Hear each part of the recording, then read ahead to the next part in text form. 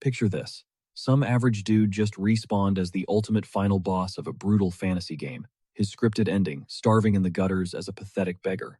But our guy, he was about to completely flip the script. He had zero interest in playing the bad guy, but his tyrannical father had a seriously twisted agenda. The old man straight up ordered the kid to knock up every single maid in the entire castle within 365 days, all just to pump out an army of male heirs.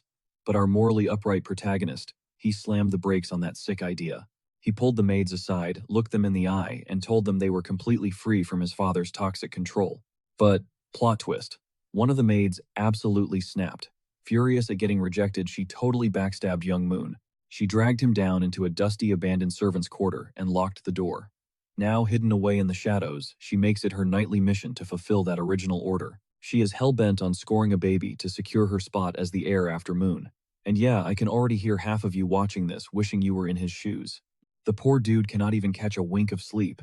This girl is absolutely relentless, draining his stamina night after night. Pushed to the brink, he vowed to break free from this absolute nightmare. Because seriously, what could possibly be worse than getting hand-fed, scrubbed down and hopelessly pampered by an insanely obsessive maid? So Moon started grinding. He pushed his body to the absolute limit every single day, praying he would get jacked enough to smash his way out. Because if he doesn't shred his villainous reputation right now, the only thing waiting for him is a brutal game over. Wondering why the maids are acting so unhinged and hoarding all this power, let's hit rewind and drop right back to where this wild ride started. We kick things off inside the lavish Campbell estate. Our guy suddenly jolts awake in a ridiculously massive royal bed, his brain flashing back to a devastating car crash. Talk about a rough morning. He frantically scans the room, questioning if he just time-traveled or if that deadly collision was actually real. Meanwhile, he takes a second look around and realizes this room feels completely alien. We are talking high-end vintage decor, stupidly expensive furniture, and massive Western architecture. Then he locks eyes with a mirror, and his jaw drops. A completely different face stares back. The panic hits hard, but let's be real, he calms down real quick once he realizes he looks absolutely majestic. He pauses to connect the dots. Being a massive weeb, it hits him. Getting splattered by a speeding truck and waking up in a fantasy realm. Yeah, he knows exactly what trope this is. The legendary truck kun claims yet another victim, guys. But just to make sure his brain wasn't hallucinating, he needed a brutal reality check. So he grabs a nearby blade and attempts a tiny prick on his fingertip. Trying to look super edgy, he instantly bursts into loud, pathetic screams. Why? Because that blade was crazy sharp, and he sliced his finger way too deep. Out of all the safe ways to test reality, my guy literally chose a weapon. Flash to the lore dump. It turns out his new character completely disrespected a powerful royal bloodline. They instantly stripped away his noble status, banished him to the wastelands, and doomed him to scavenge for scraps as a filthy beggar forever. The royal guards give him one final chilling warning: never show your face in this empire again. Step foot inside the borders and they will execute him on the spot. Snap back to reality. Cold sweat drops as our boy finally pieces together where he actually landed. He didn't just isekai anywhere. He is trapped inside a notoriously brutal fantasy novel he read ages ago, and worse, he is possessing the body of the brain-dead blonde-haired villain, the classic low-tier scumbag whose only purpose is to harass the main protagonist and get totally wrecked. We catch a glimpse of his pathetic past life. Up at 3 in the morning binging light novels in the dark. Specifically, the exact same novel he is surviving right now. In the original plot, the leading lady is this fiercely independent, illegitimate child born out of royal blood. She spends chapters grinding her stats, casually slaughtering demonic beasts and towering monsters, eventually evolving into an absolute world-class legend. But as for our reincarnated guy, he is stuck playing Moon Campbell, a totally oblivious antagonist from a decaying aristocratic bloodline. This is the exact loser who constantly spams his low-level thugs and foot soldiers to assassinate, but she just brushes them off, farming them for experience and getting insanely overpowered. Every single one of Moon's schemes completely blows up in his face. Eventually, he gets busted for pulling some shady business with a wildly powerful duke from the novel's main lore, which leads to his ultimate doom, stripped of his wealth, kicked to the curb, and forced to rot away in the slums forever. Cut back to reality once more. The dread fully sets in as our guy realizes just how severely screwed he really is. His character is literally a walking death flag. Suddenly, a soft knock echoes through the room. He calls out, and the door creaks open. Enter Anne, the dedicated Campbell family maid. She steps in, bowing gracefully, letting him know his custom suit for the upcoming royal banquet just dropped, and he needs a fitting. But her eyes instantly lock onto the blood. She zeroes in on his sliced finger. He stammers out some lame excuse about a clumsy accident. Then he casually asks her to grab some bandages to stop the bleeding. Anne tilts her head, totally confused by the word bandage. Stepping dangerously close, she whispers that she can heal him herself. Hooked by curiosity, he just lets. Without hesitating, Anne grabs his hand and slides his bleeding finger straight into her mouth. He completely freezes in shock, but the wound instantly seals up. Turns out this guy's blood, it holds some insanely rare power. She begs him to stop getting himself wrecked. Flustered, he stammers out a promise to be careful and whispers a quick thank you. The second she dips out, he absolutely loses his mind over Anne's special healing touch. Then it hits him. The original plot totally featured a super sweet, ridiculously cute, raven-haired maid. He kicks his legs and rolls around his bed completely geeking out. Meanwhile, outside the door, Anne is reeling. Wait, did the master actually just thank me? Let's not forget, guys, this dude is supposed to be the absolute worst. Back in his room, our guy is scratching his head. Why on earth would a filthy rich noble with endless servants even waste his time bullying his memory sparks? In the original web novel, the villain gets entirely banished after spiking a drink with some hardcore stuff. He specifically slipped it into the third Imperial Princess's cup during the grand ceremony. Panic sets in. He absolutely cannot afford lay low and he survives. He just needs to flip the script, but then a horrifying thought creeps in. Wait, when exactly is this doom ceremony? His stomach drops. Anne literally just laid out his formal fit for the event, which means the ceremony is freaking tomorrow. He dramatically sprawls on his sheets, desperately begging for a cheat system, a magical voice in his head, or some overpowered spirit to pop up. Basically praying for every single cliché isekai trope to save it. Plan B. Show up tomorrow and grovel at the female lead's feet. Hey, maybe she'll actually let him off the hook. He swears to himself that if things go south, he's sprinting straight to her. He'll drop to his knees and beg for mercy. Boom, out of nowhere, something heavy plummets from the ceiling and totally bashes his skull. A sketchy old book. He snatches it up, hyped that his plot armor has finally arrived, but as he cracks it open, it's completely blank. Nothing. Nada. Is there some crazy secret trick to power this thing up? Right on cue, a fat drop of blood. The crimson stains the paper, and instantly sick purplish-black flames erupt, entirely swallowing our guy. Flash forward. He's chained up in some terrifying dungeon. Silver lining, his body is absolutely shredded. He slowly blinks awake. Looming right over him is an absolutely menacing woman. Look who finally decided to join us. You took your sweet time, she snarls. Agony rips through his body courtesy of the twisted torture gear she's on. She casually drops that suffering is basically guaranteed, then whispers something totally bone-chilling. His entire purpose is to breed misery and chaos. He needs to step up as a ruthless villain because playing the soft, hesitant loser just breaks her dark little heart. She purrs that he belongs to her body and soul. Time means nothing. He is destined to be a monster. We are bound together for eternity, she breathes. Even death can't tear us apart. She lunges forward to slice into him, and pure, unfiltered panic takes over. He gasps and snaps his eyes open. Just a nightmare. But wait. His muscles are actually screaming in pain. That dream felt way too freaking real. He snatches up the mysterious book, a dark thought creeping in. What if dodging his fate actually triggers an even deadlier ending? He glares at the pages and a chilling warning materializes out of thin air. Do not alter the plot. Screw it. Maybe he really does need to burn this storyline to the ground. As long as he survives to the end, credits right. Plus the original villain was a total brain-dead moron. He, on the other hand, is built different. He survived the brutal grind of the modern world. His brain is light years ahead of these. He swears to manipulate every single soul around him like pawns on a chessboard. Cut to the next scene. Our boy is absolutely devouring a top-tier steak, mind blown by how ridiculously good noble food tastes. His mom, Duchess Nuss Campbell, shoots him a weird look. Why is her normally moody son acting so hyped? His dad, Duke Leopold Campbell, chimes in reminding him that the upcoming ceremony is a massive make-or-break moment for his future. Playing it cool, our guy just shrugs and claims he's got pre-event jitters. His mom beams with pride, totally convinced her golden boy is going to steal the spotlight from all the royal princesses. His dad smirks, dropping a bomb. He's already got his sights set on the ultimate prize, Celia, the Empire's third princess. A warm feeling hits our guy. Turns out his villainous parents are. He racks his brain.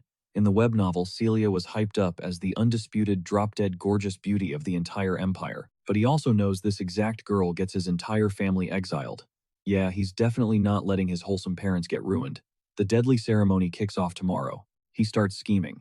He still has to drug Princess Celia to follow the plot, but maybe he can swap the lethal poison for something way less insane. Wham, a clumsy maid violently crashes into him, spilling scorching black tea everywhere.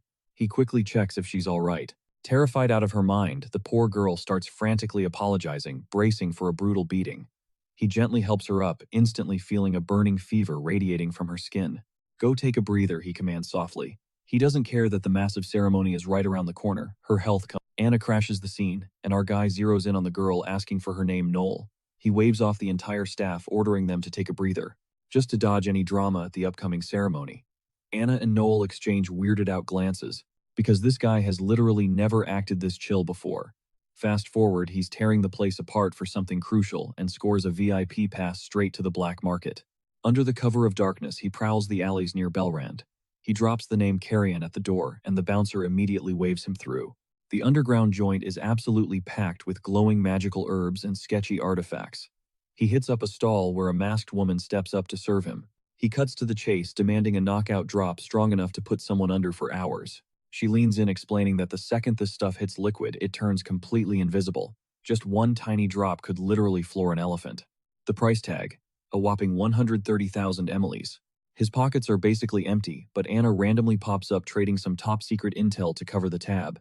The shopkeeper eats it right up. Our boy pays his share, and even bags a booster shot to crank up the potion's power. The masked lady smirks, noting that she can flip that intel for serious cash by selling it to rival dukes. Later that night, under the blinding lights of the ceremony, our guy is out here mingling with the high society snobs. Every single one of them is glaring at him, totally sketched out by his trash reputation. Finally, the third princess, Celia, makes her grand entrance. He hits her with a super polite bow and drops a compliment about how stunning she looks. She's instantly thrown off, but awkwardly stammers out a thank you. Right in the middle of the bash, the absolute main character of this universe walks in the real heroine, Ariel Ponkar. She tosses him a casual greeting and he fires back with total respect, actually using her real name. Ariel is utterly shook. This dude used to treat her like garbage, and now he's suddenly acting like a total gentleman. Not buying his nice guy act for a second, she brutally slaps his hand away and tells him to get lost. But honestly, our guy doesn't even sweat it, knowing his whole destiny is about to flip. He steps up to the mic, delivering an epic speech broadcasted to the entire empire, eventually wrapping it up to massive applause. Now for mission objective number 1, track down Princess Celia. He spots her in the crowd, immediately rushing over to apologize for ditching her. A real man doesn't just abandon his future wife, he smooth talks. He offers his hand for a dance, and even though she thinks it's super weird timing right in the middle of the ceremony, Celia tentatively accepts. The whole room goes dead silent, all eyes locked on the two of them as they glide across the dance floor. Our boy slides in another smooth compliment, gushing about how insane her footwork actually is. Her brain is short-circuiting. He has changed drastically, like totally wiped his old toxic personality. He notices her staring and asks if he's really changed that much. This instantly triggers Celia's memory of his last dance proposal where he literally scoffed, "Woman, you should be dropping to your knees in gratitude. Because I, the great moon, am actually showing mercy by letting you breathe my air on this dance floor." Celia mimics his old arrogant voice flawlessly, making him instantly cringe into oblivion. Flustered Moon begs her to just delete that edgy phase from her brain and focus on this brand new era they're building together. Right as they're spinning, he leans in and whispers for her to meet him in his room. The second the track cuts out, her mind instantly jumps to some spicy romantic climax, but plot twist that is totally not his vibe right now. The guy just wants to have a serious sit-down about their future, this nightmare of an arranged marriage and their tangled destinies. He lays it all out. This wedding is a total sham. They don't love each other, and it's literally just a political chess move so the king can stay tight. With Moon's ultra-powerful dad, he looks her dead in the eye and drops the bomb. "We can cancel this whole wedding." Celia connects the dots instantly and aggressively agrees, declaring they need to squash this right here, right now. Hook, line, and sinker, Moon smirks, knowing she totally took the bait.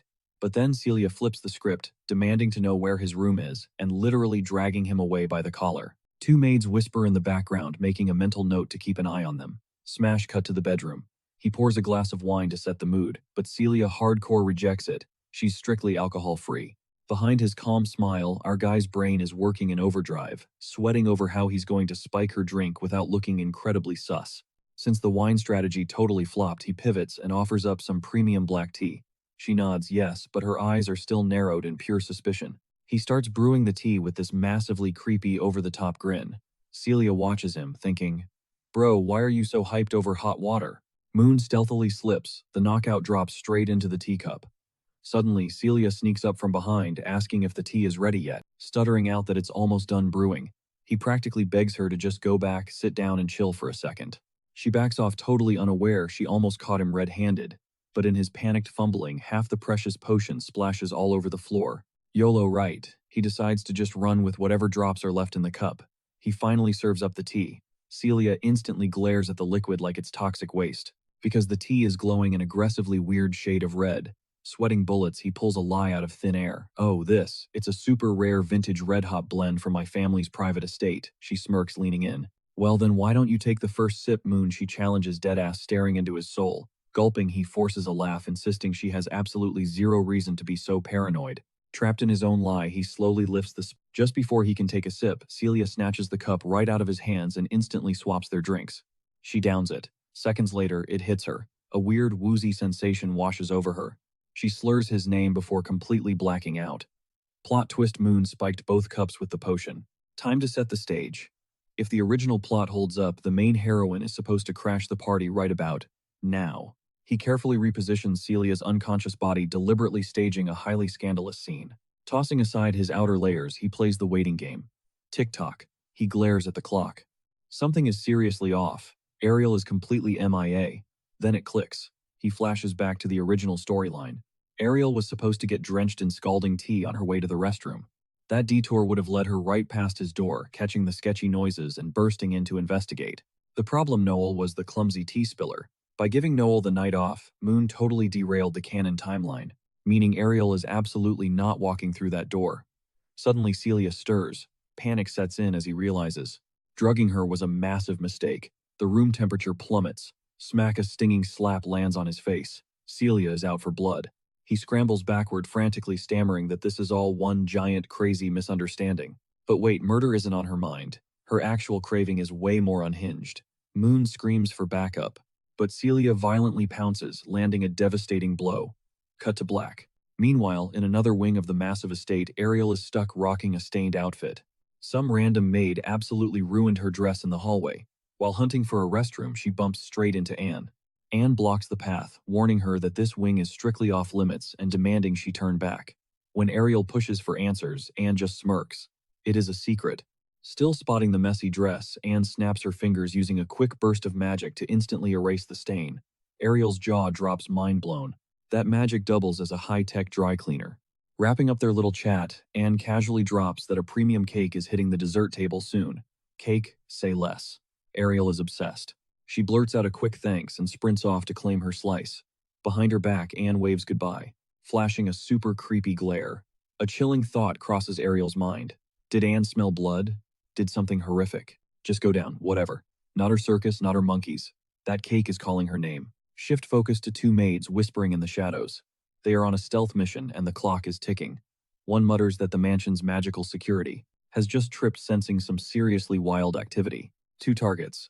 One highly suspicious situation. Her imagination runs totally wild, picturing exactly what kind of freaky stuff they are up to. Smash, cut back to our boy sprawled helplessly on the floor. Round one is over, but the real nightmare is just booting up. He is officially cooked. Celia looms over him, winding up for the ultimate finishing strike. He desperately needs an out. Cue the Oscar-worthy acting. He launches into a dramatic monologue, sobbing about how he should have cherished her, how letting her slip away was his biggest regret. If only he could rewind time, Celia. She is 1 second away from ending his whole career, seeing right through his pathetic garbage. Moon frantically swears he isn't absolute trash, but her patience hits absolute zero. Celia coldly snaps that if he actually gave a damn, he would have stepped up, acted like a real man. Heck, in another life, she might have actually fallen hard for him. Instead, he took the coward's route, spiking her drink, straight up villain behavior. Beyond shameful. There is zero coming back from that. He tries to stutter out an apology, but Celia aggressively shuts him down. Breaking his bones wasn't on her to-do list, but he left her no choice. Right as things hit the breaking point, a sharp knock rattles the door. Celia violently yanks him up by the collar. Her order is crystal clear: intercept whoever is out there and keep them out. Shoving him away, she growls that he buys another minute of breathing time, at least until this interruption is handled. Heart pounding out of his chest, Moon wildly throws on his shirt and shuffles to the door, feeling the Grim Reaper breathing down his neck. He cracks the door open, desperately praying for Ariel's rescue. Instead, it is a brand new maid carting in a tray of cake and fresh tea, heavily implying she is there to spice up the couple's intimate evening. Reluctantly, Moon steps aside, gesturing for her to drop the snacks on the table, but every alarm bell in his head starts screaming. Hold up. Anne explicitly laid down the law. Rookie maids are absolutely banned from roaming this wing, especially this late at night. Suddenly, the maid lunges directly at Celia. Moon's blood runs totally cold. That is no maid. She is an assassin, and he's not even the target here. Boom times. A massive shockwave tears through the room. Celia demands to know if her own flesh and blood her brother sent this hitman after her. The shadowy figure smirks, refusing to drop any names, and chillingly whispers, Celia, this is where your story ends. She triggers a massive spell. The blast obliterates everything in its path. The assassin leaps back, dead certain she just bagged the win. But the smoke clears, revealing Celia completely shielded. She instantly fires back with everything she's got. Moon watches in pure panic, realizing if he stays glued to this spot, he's toast. He scrambles for the exit, but the door won't budge totally, locked down by a magical seal. He frantically racks his brain. How the heck did they breach the mansion's defenses? Then it hits him. Approving those new maids recently, that was the fatal blind spot. He literally invited them in. While his mind is racing, the deathmatch in front of him goes absolutely ballistic. The original plotline is officially trashed. Everything is off the rails. Celia quickly figures out this killer didn't come alone, while the assassin realizes she heavily underestimated Celia's insane combat prep. Celia coldly offers her a way out. Back down and I might just let you breathe. The assassin bursts into hysterical laughter. She was just stalling. Outside the walls, a secondary colossal aura flares to life. The psycho pulls out a cursed vial dripping with the blood of 100 kids. It's the catalyst for a dark ritual, the grand solar sacrifice. Celia braces herself to strike, but an invisible force slams her brutally into the brick wall. Even after that devastating hit, she's still breathing. The killer closes in to finish the job. Gasping for air, Celia draws a short dagger, desperately trying to guard herself. The hitwoman locks onto Celia's fading life force. She's completely running on fumes, totally drained of mana. One final push would snap her like a twig. Yet even soaked in her own blood, Celia stays standing unbreakable, fierce, and fiercely defiant. The assassin lunges for the kill. But out of absolutely nowhere, Moon throws himself right in the line of fire. The great Moon Campbell takes the lethal hit. Celia's eyes go wide in pure horror. Moon is just as stunned, especially since the killer literally told him to bounce earlier because he wasn't on her hit list. But deep down, his gut wouldn't let him stand by and watch Celia get slaughtered. Coughing up blood, he screams, "What are you waiting for? Finish her." The assassin mercilessly raises her blade to execute him. But Celia erupts with a final burst of adrenaline. Finally, the brutal clash ends. Moon collapses in a heap. Trembling, Celia asks if he was the one who hired this psycho. Barely conscious, he mutters, "No," and adds that he's okay with this even if he drops dead right here. Not too long ago, she ripped into him, telling him to man up. Well, he just did exactly that. Celia drops to her knees beside his bleeding body, crying out that if he kicks the bucket now, it's game over. Way too late to fix their messed up past. Moon fights through the fading light to get out one last breath before closing his eyes for good. Frantic Celia promises she'll pass his final words on to his parents, but our dying boy just shakes his head. "Don't bother," he rasps. He whispers that he's always been nothing but a massive letdown to them, so there's zero point in making a big deal out of his death. But if he absolutely had to leave one last message, it's dead simple. "I'm so sorry, Celia, and I truly loved you." His fading hand slips from her grasp, hitting the... Celia refuses to believe he just gave up his life for her. There is no freaking way she's accepting this tragic ending. She vows right then and there to drag him back from the grave. But that definitely doesn't mean she's forgiving his past garbage. Cut to Moon. He's suddenly floating completely naked in a pitch-black abyss. Totally weirded out, he gazes into the nothingness. Is this the afterlife? Just silent darkness? But right as the thought crosses his mind, a sinister purple-black aura starts swirling around his spectral body, giving him major déjà vu. Cold sweat hits him. Suddenly, glitchy system windows pop up in his face. Arrogance progression, 50%. Jealousy progression, 99%. A whole list of toxic stats just casually dragging his entire personality. What the hell is this? He stammers. Out of the void, that glowing mystical book flies open, flashing a golden text that essentially tells him to quit being a quitter and fight back. He glares at it, super salty that this magic diary couldn't be bothered to pop up before he got stabbed. Suddenly, the pages generate a massive vortex, sucking him right in.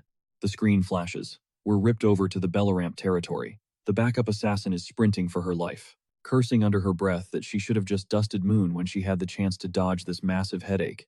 But wait, a terrifying silhouette blocks her path, radiating an insane, suffocating bloodlust. Behind him glares the blazing crest of a golden lion. It's Lord Campbell himself, Moon's furious father. His voice booms like thunder. "Nobody touches my boy. I'll make damn sure tonight's mistake never happens again." The assassin freezes. One look at his eyes and she knows she's already a dead woman walking. Flashback to the mansion. Moon gasps for air, finally snapping his eyes open in his own bed. Anne is hovering right over him, a total wreck of panic and pure relief, frantically asking if he's dying. Moon just groans, muttering that he really just needs to pee and to skip calling the damn medic. Seriously. But the second he tries to push himself up, a blinding agony rips right through his chest. Anne gently catches him. He is incredibly frail right now. She softly insists that looking after him is literally her job, and points out a bedside pan nearby. Turns out Anne has been watching over him for days on end. She scrubbed his wounds, gave him his meds, and stayed glued to his side. She practically offers to strip him down herself. Our guy gets super flustered, swearing he can handle it, and just begs for a hand getting to the actual restroom. Anne agrees, supporting his weight like he is a fragile toddler, fiercely determined to keep him safe. Once they hit the bathroom, he desperately tells her to wait outside. But Anne doubles down, insisting that she needs to guard him 24/7. He tells her to chill out with the overprotectiveness. Finally, the door clicks shut, leaving Anne standing out there in dead silence. Once he is back in bed, he asks how long he has been blacked out. 3 whole days. Anne replies. His stab wounds were patched up the exact same day he got jumped. Princess Celia personally brought in the absolute best doctor in the entire empire straight to his room. Because he bled out so badly, he was knocked out cold all week. He immediately asks if Celia dropped any messages after the chaos. Anne shakes her head, nothing directly to him. Our boy breathes a massive sigh of relief. But then Anne drops a bombshell. Celia went straight to the king. Word on the street is the hitman was actually gunning for Celia, hired by some shady black market bosses who have been plotting her murder for literal years. The king completely lost his mind with rage and ordered a full-blown wipeout of the underground market, deploying armed forces to hunt down and execute every single member. And surprisingly, despite the bloodbath going down at the Campbell estate, the family walked away without a scratch. His dad was totally bracing himself for the king's brutal wrath, but he completely dodged a bullet. Every single noble house in the empire is getting interrogated right now except the Campbells. Hearing this, our main character begs Anne to rewind and explain it slowly because his brain is literally short-circuiting from the massive info dump. Anne leans in close, narrowing her eyes as she asks if anything sketchy went down between him and Celia that night. He instantly panics and denies it, screaming that if he even tried pulling a stunt like that, he would be getting his head chopped off in the town square right now. Anne nods casually, agreeing that yeah, he would definitely be a dead. Flipping the script, she firmly orders him to chug his nasty meds. The second that foul liquid hits his throat, he gags hardcore. But Anne quickly soothes him, claiming it is just the potion doing its magic. This vile stuff is engineered to force his body to regenerate all that lost blood instantly. Anne practically spoon-feeds him, with this super condescending vibe like a preschool teacher scolding a kid. Out in the hall, a bunch of maids are eavesdropping, catching Moon's annoyed glare. One of them whispers how much he despises bitter stuff, claiming he used to literally whip servants who dared to serve him gross food. Another panicked maid suggests they snitch to his mom right away, before he explodes. But our guy overhears their entire gossiping session and orders them to stand down, clarifying that he is not throwing a tantrum over food, it is just garbage-tasting medicine. To prove his point, he slams the whole cup down in one epic gulp. The maids scatter like roaches, slamming the door shut. 2 seconds later, he violently pukes his guts out. Anne completely panics, scolding him that the potion is meant to be sipped slowly, not chugged like an energy drink. Eventually, the chaos dies down and night rolls in. Lying there, he realizes he desperately needs a game plan. The original plotline is totally wrecked now. Even though his parents ordered him to take it easy, considering he literally caught a blade to the heart, Moon knows deep down that right now, his #1 priority is pure survival. To make it out alive, he has got to set some insane goals and grind until he is ridiculously overpowered, leveling up both his physical stats and his magic. Grabbing a notebook, he scribbles down his top missions: stay alive, dodge a horrific torture ending at the hands of that total psycho, max out his strength, and definitely never trust the Black Book. Staring at his notes, Moon's mind spirals. He desperately needs to figure out the identity of that twisted girl who was completely obsessed with loving him in the creepiest way possible. He draws a total blank on anyone matching her vibe, and it is giving him major anxiety. He just cannot wrap his head around how his life turned into this crazy mess, and his brain is just pure fog. Groaning with frustration, he collapses back onto the mattress, realizing that overthinking is totally useless right now. The only thing that matters is getting stupidly strong no matter what it takes. He would figure the rest out later. Moon suddenly remembered a massive plot hole from the original novel. The main villain literally wasted an entire freaking year at the Magic Academy just to learn how to conjure a basic glowing light bulb on the ceiling. Seriously, that was it. If Moon wanted to survive this mess, he had to level up fast, so he could tag along with Ariel's overpowered crew. That was his only guaranteed safe zone. Scanning his current stats, he realized his physical body was actually pretty shredded, but his mana reserves were absolute trash. Burying his face in his hands, he groaned. What is the point? Ariel and Celia are literally the gods' favorites. They are rolling with absolutely broken natural talents. Even if I grind 24/7, I will not even scratch the surface of their power. Those girls were walking cheat codes, completely leaving everyone else in the dust. Celia, for instance, was blessed with extreme ice and snow magic the second she was born. Even as a tiny kid, she wielded terrifying blizzards like it was nothing. And then there was Ariel. By the end of the original novel, the gods straight up handed her over 10 totally different game-breaking abilities. Endgame Ariel could literally one-shot any living creature on the planet. Moon knew that right now. She was hovering right around his own power level. Still, her magic was slightly sharper, and she had a stash of rare epic-tier items giving her a massive edge.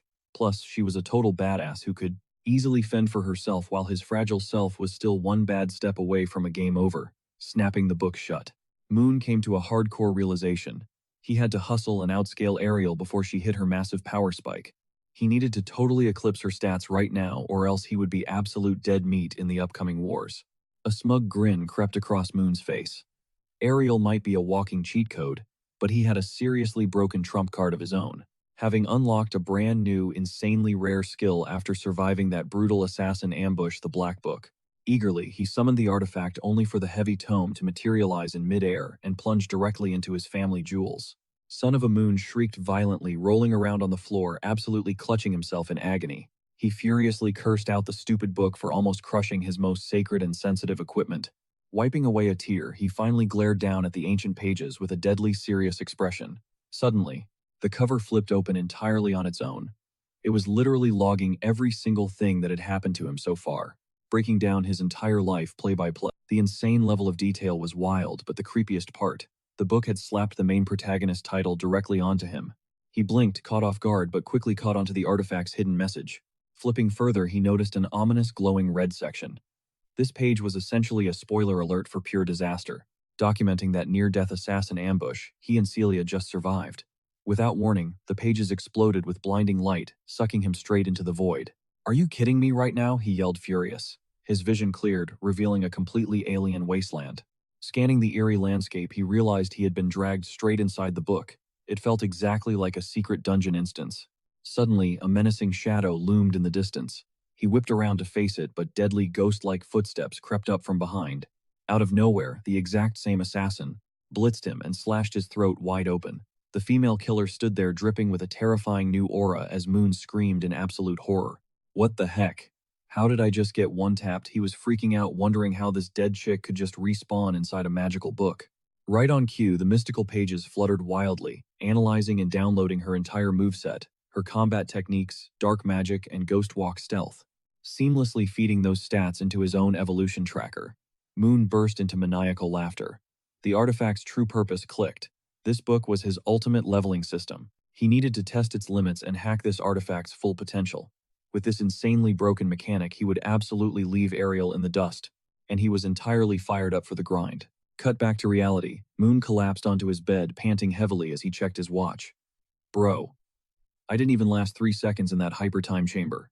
His mind reeled over the crazy time dilation effect. Snatching up the book to check his stat window, he gaped. His overall stats had instantly spiked by 1%, boosting both his close combat and stealth proficiency perfectly, confirming his insane new theory. The shadowy realm the book had violently chucked him into earlier was not just a trap. It was actually an ultimate virtual reality training ground locked inside the pages. This meant he could infinitely dive into this simulated dimension to relentlessly grind his martial arts and magic skills against phantom enemies, just like that brutal assassin who almost murdered Celia. Smirking with pure satisfaction, he flopped back onto his pillows. Oh yeah, now he could definitely take on Ariel. Since time basically doesn't exist inside this magic book, our boy decides to grind. But check this out. The heavy manual literally smacks him dead in the face. Next second, he spawns straight into this pocket dimension, totally ready to lock in, but there's a massive catch. The second this brutal boot camp kicks off, he gets absolutely massacred. I'm talking instant brutal deaths. He literally gets sliced clean in half over and over again. Meanwhile, back in reality, someone gently knocks on his bedroom door. It's Anne carrying his daily meds. She peeks inside, softly calling out, "Master, it's time for your dose." But our boy is completely passed out, wrapped up under the covers like a total hermit. Anne catches herself smiling. He's been hiding under the blankets like this since he was a little kid, and honestly, she finds it super wholesome. She casts a quick warming spell on the cup so it doesn't get cold. Waking him up right now just feels wrong, you know? Let the guy rest. But the moment she steps fully inside, Moon suddenly shrieks out in pure, unfiltered agony. Cut back to the void. The assassin's shadow clone just landed a lethal critical hit. Moon is absolutely raging at her. He totally underestimated her insane power level. Gritting his teeth, he hits respawn for round 2. His only goal, just land a single scratch on her, something he hasn't even come close to pulling off. Flash forward to morning sunlight creeping through the blinds. Our guy is absolutely drained after fighting this shadow demon 185 consecutive times. And get this, he never survived past the 30-second mark. His entire body screams in phantom pain. His vision goes black. He completely collapses, knocking over the untouched medicine cup on his nightstand. Groaning on the cold floor, a sharp, suffocating ache grips his chest. He drags himself up, shaking, and slumps heavily against the mattress. Staring at the morning rays hitting his room, he realizes his senses are finally returning to normal. Sure, dying in the simulation doesn't kill him in real life, but that raw, agonizing pain, oh yeah, that trauma is 100% real. The sheer trauma of getting slaughtered nearly 200 times hits him like a truck. But no pain, no gain, right? He pulls up his stats to check his massive glow-up. Scanning the ancient text, he sees a dope 35% boost in weapon mastery, plus an 11% upgrade in shadow stepping, which is basically high-tier magic. He might still be total trash against the assassin, but honestly, he's hyped about these fresh gains. Time for a real-world stress test. He triggers his shadow step, blurring his body with insane speed. We're talking borderline teleportation here. Boom, he nails the landing. Moon is absolutely ecstatic that his mana is finally flowing, but suddenly, something feels incredibly wrong. Pushing mana through his feet literally roasted his own muscles. His leg is now on fire. Writhing on the ground, he realizes his physical vessel is way too weak for this kind of power. Solo grinding won't cut it anymore. He needs a legit mentor. Spoiler alert, Moon is gearing up to attend the Elite Magic Academy. The problem, mages only care about spells, not throwing hands. Sure, casting spells is top tier, but becoming a dual-class magic swordsman, that's how you break the meta and absolutely wreck the competition. Racking his brain for a combat instructor, it suddenly clicks. The absolute strongest unit on the entire continent, the ultimate living weapon. The legendary Fire Lion himself literally sleeps down the hall. Yep, you guessed it. His own freaking dad is the most overpowered physical fighter in the entire empire. Let's talk about god-tier genetics. Flashback time. Decades ago, a rising star exploded onto the scene, aiming straight for the absolute top. At barely 15 years old, this kid prodigy got drafted straight into the Emperor. He commanded massive legions, effortlessly crushing bloody civil wars and violent rebellions. He basically acted as a one-man nuke, terrifying enemy nations and giant monsters into submission. By age 25, they crowned him Grand Marshal of the entire military. This absolute unit won hundreds of impossible skirmishes, marching across the map and making terrifying demons, boss monsters, and entire empires wet their pants just hearing his name. Because of this mad lad, nobody dared to even look at the Empire funny for years. Hitting 32, the Emperor tossed him a Duke title, rewarding his flawless kill streak and absolute dominance. This dude has literally never tasted defeat in a single battle. Not against ordinary humans, and definitely not against rival nations. Not even against savage monsters. Yep, that absolute unit is our main character's dad. Cut to our boy cracking up, realizing the original guy from the story was a massive, stubborn bonehead. He had the absolute most overpowered dad on the planet, and somehow fumbled the bag by learning absolutely nothing from him. So Moon's brain starts ticking. Why even bother with college? Why drag himself to some magic academy when his own flesh and blood is literally the greatest cheat code of a mentor he could ever ask for? Moon locks in his choice. He's staying right at home to grind and train under his old man. Right on cue, a voice interrupts his thoughts. It's Anne rushing in and telling Moon he needs to go speak with his dad right this second. Our MC shoots back that he actually needed to catch his dad too. Stepping out of his room, he spots some maids buzzing in the background asking Anne if she bagged a massive promotion. Anne beams a Yes, explaining that right after Moon snapped awake from that brutal accident, back at the mansion, she got bumped all the way up to headmaid. Boss moves. A wave of guilt hits Moon. The former headmaid stepped down completely because of that messy incident, tangling those deadly assassins Princess Celia and himself in a nightmare scenario. Anne instantly comforts him, telling him not to sweat it. Walking away was completely the former headmaid's own call after all. She just knew deep down it was her time to bow out. Flash forward. We're outside now, and Moon's mom pulls him into this super warm, crushing hug. She's practically glowing with relief over his recovery, begging him to just call her mom. Moon immediately realizes her grip is surprisingly fierce. Next thing you know, she gently guides his head down, pressing it against her stomach, and whispers, "Notice anything different about me?" Boom, massive plot twist incoming. Our MC's mom is literally expecting a baby. If you called it earlier, props to you. Yep, she's officially pregnant. She actually found out when the doc checked her out right after the whole mansion disaster. The doc confirmed she'd been carrying for a hot minute now. Our boy is absolutely hyped to realize he's getting a little sister. Or brother. Cue the dad strolling in, smirking as he asks if Moon wants an entire squad of siblings. Mom shuts that down quick, playfully saying they need to chill. She's only one woman after all. Fast forward, the whole family is gathered together. Out of nowhere, the vibe shifts and Moon gets hit with a massive shocker. His dad is being pulled right back into the Imperial Army. He's deploying to the front lines. By this very afternoon, with Moon's Magic Academy kicking off in exactly 1 month, his pregnant mom is going to be the absolute sole family member, holding down the massive castle completely alone except for the staff. One of the loyal maids quickly steps up, fiercely swearing she'll guard both his mom and the fortress with her life. Moon instantly panics. "Dad, you can't just dip, I need you." He demands to know why his old man has to be the one to leave, loudly questioning. If the Empire is somehow out of top-tier generals and capable heavy hitters, why did it have to fall completely on his dad? Why pack up for some brutal new war, currently brewing on the horizon? His dad drops the harsh truth. He's one of the absolute rare few warriors actually built to survive the vanguard. Against these nightmarish demons plotting to steamroll the Empire, we're talking about the terrifying Abyssal family.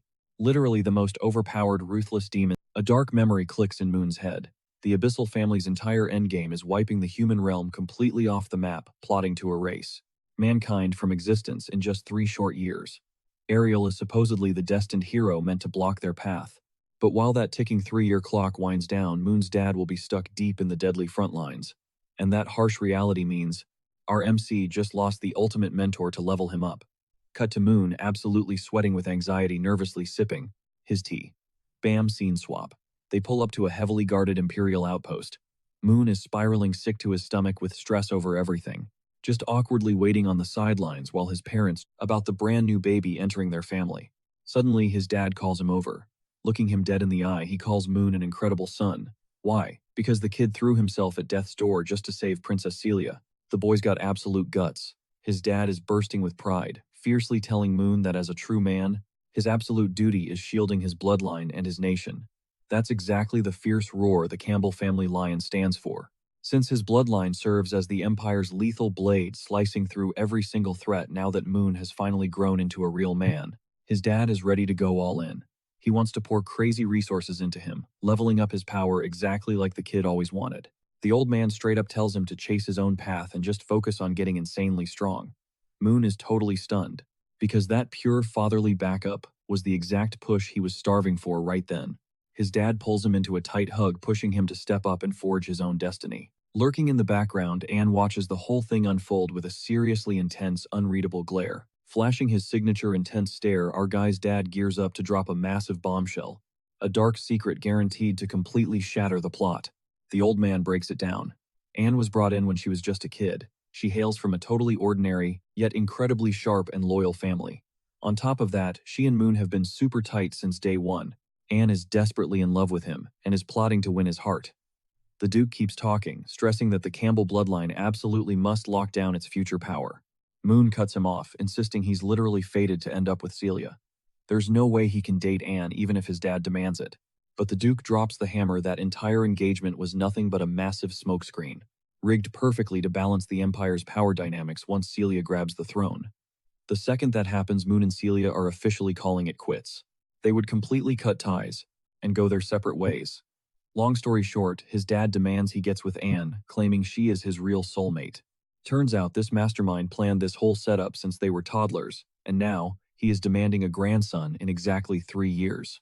And the mother absolutely has to be Anne. It is a straight-up order. Man, I am totally shook because that plot twist hit us out of nowhere. It looks like our boy has been locked into this destiny with Anne since they were in diapers. Eventually, the Duke dips out. Anne immediately corners Moon, asking if her name somehow popped up while they were talking, and if there is some new mission for her. But Moon totally brushes her off, saying it was no big deal. He casually mentions his dad trying to play matchmaker, even bringing up having a baby to expand the Campbell bloodline, and all that wild stuff, but he laughs it off as just some crazy old man rambling, basically telling her absolutely not to sweat it. Anne just stares at him in dead silence. Moon pats her shoulder, reminding her that she is a maid with a duty right now, but that eventually they will both walk their own separate paths. He keeps digging his grave, calling her a fantastic woman and the absolute best servant the family has ever had. He throws in that a high-tier girl like her deserves an incredible guy completely out of his own league. Moon cluelessly rambles on, promising that if she ever catches feelings for another dude, she better tell him, so he can personally hook them up. He insists that anyone loyal to the Campbell family totally deserves a fairy tale ending, with a perfect partner to spend the rest of their days with. He gives her shoulder one last reassuring squeeze, urging her to chase her own happiness and snag whoever her heart truly desires. Then he happily strolls away, fully convinced he just delivered the most epic, heartwarming speech ever. He literally thinks he moved her to tears, but standing completely frozen behind him, Anne is absolutely seething with pure rage. How dare he? After she clawed her way into the Campbell household, there was zero chance she wasn't claiming Moon for herself. She clenches her fists so violently that she literally draws blood, realizing Moon has totally shifted. Her beloved young master has morphed into a completely different beast, and there is no way she is just sitting back watching this happen. Fast forward, we cut straight to the Campbell estate's massive library, dead in the middle of the night. Our guy Moon is grinding away in the books. Even with his dad no longer breathing down his neck, he is still putting in the absolute maximum effort to hit the top spot. While cramming, he starts scheming his next massive move. Hitting the academy right now is a total no-go, since crossing paths with the novel's original main character is literally the last thing he needs, because his stats are honestly way too low for that drama. He decides to hit up Anne for a temporary hall pass, dodging the academy grind for a solid minute. He plots out his training arc, memorize every single combat manual master, the brutal techniques, and then dive headfirst into the book's simulation space. He is determined to crush that shadowy assassin and unlock wild new power levels. Slamming a heavy magical combat tome, Shut Moon suddenly grabs the mysterious black book, eager to test a crazy theory. And the second he activates the artifact, a massive realization hits him. He does not even need to read the whole thing to exploit its power. Skimming through a decent chunk of this mystical grimoire actually hardwires its overpowered skills straight into his brain. Talk about an absolute game changer. Smirking Moon gives the heavy cover a satisfying double tap. When he first snagged this thing, it felt like totally useless dead weight since he had zero clue how it worked. But now, this dusty tome just became his ultimate cheat code. Right as he is hyping himself up, Anne glides into the room. She softly checks if he is still grinding away at his studies, and he gives her a quick nod. Looks like his loyal maid just dropped in to deliver his late-night dinner. While she gently guides him to the table and starts plating up the steaming meal, Moon casually brings up how the entire household staff packed up and left with his old man, leaving just Noel, 3 other servants, and Anne to hold down the entire massive estate. That is an insane amount of heavy lifting for a skeleton, but Anne just brushes it off, claiming it is their duty no matter how exhausting it gets. Then she pulls out a suspiciously fancy-looking bottle. She explains that some high-ranking count, who happens to be besties with Moon's dad, shipped over this exclusive vintage as a gift. It is an insanely rare luxury drop, and she thought he might want a sip. She casually drops that they only brew exactly 100 bottles of this stuff a year, and it fetches up to 200,000. Emiris, their local currency on the black market. Leaning in close, Anne softly asks if her young master wants to taste this ultra-rare liquor. But mid-bite, he totally shoots down the offer. He tells her the alcohol would just knock him out cold. And since he is still hard at work grinding, he absolutely refuses. Hearing that sharp no, Anne's grip tightens around the glass bottle just a fraction, a major red flag, before smoothly asking what he would prefer instead. Moon requests a strong cup of coffee to fuel his late-night cram session. But Anne fakes a sad apology, claiming some clumsy maid left the airtight jar wide open, and all their premium beans went completely stale. Their only backup option, the basic black tea they hoard by the barrel down in the castle vaults. As they keep eating, a heavy sense of déjà vu washes over Moon. Something about this exact conversation feels incredibly familiar, like he has played through this exact scene before. He is super bummed about the lack of caffeine, but reluctantly settles for the black tea just to keep his eyes open. Determined to pull an all-nighter, he finally lifts the steaming porcelain cup and takes a slow sip. Instantly, a nasty bitter aftertaste hits his tongue. His vision violently blurs. He collapses hard, weakly, pointing a shaky finger at Anne as he realizes she just backstabbed him. Catching his limp body, Anne cradles him with terrifying tenderness. Deep in her twisted mind, she whispers for him not to panic, because she would never actually hurt the literal love of her life.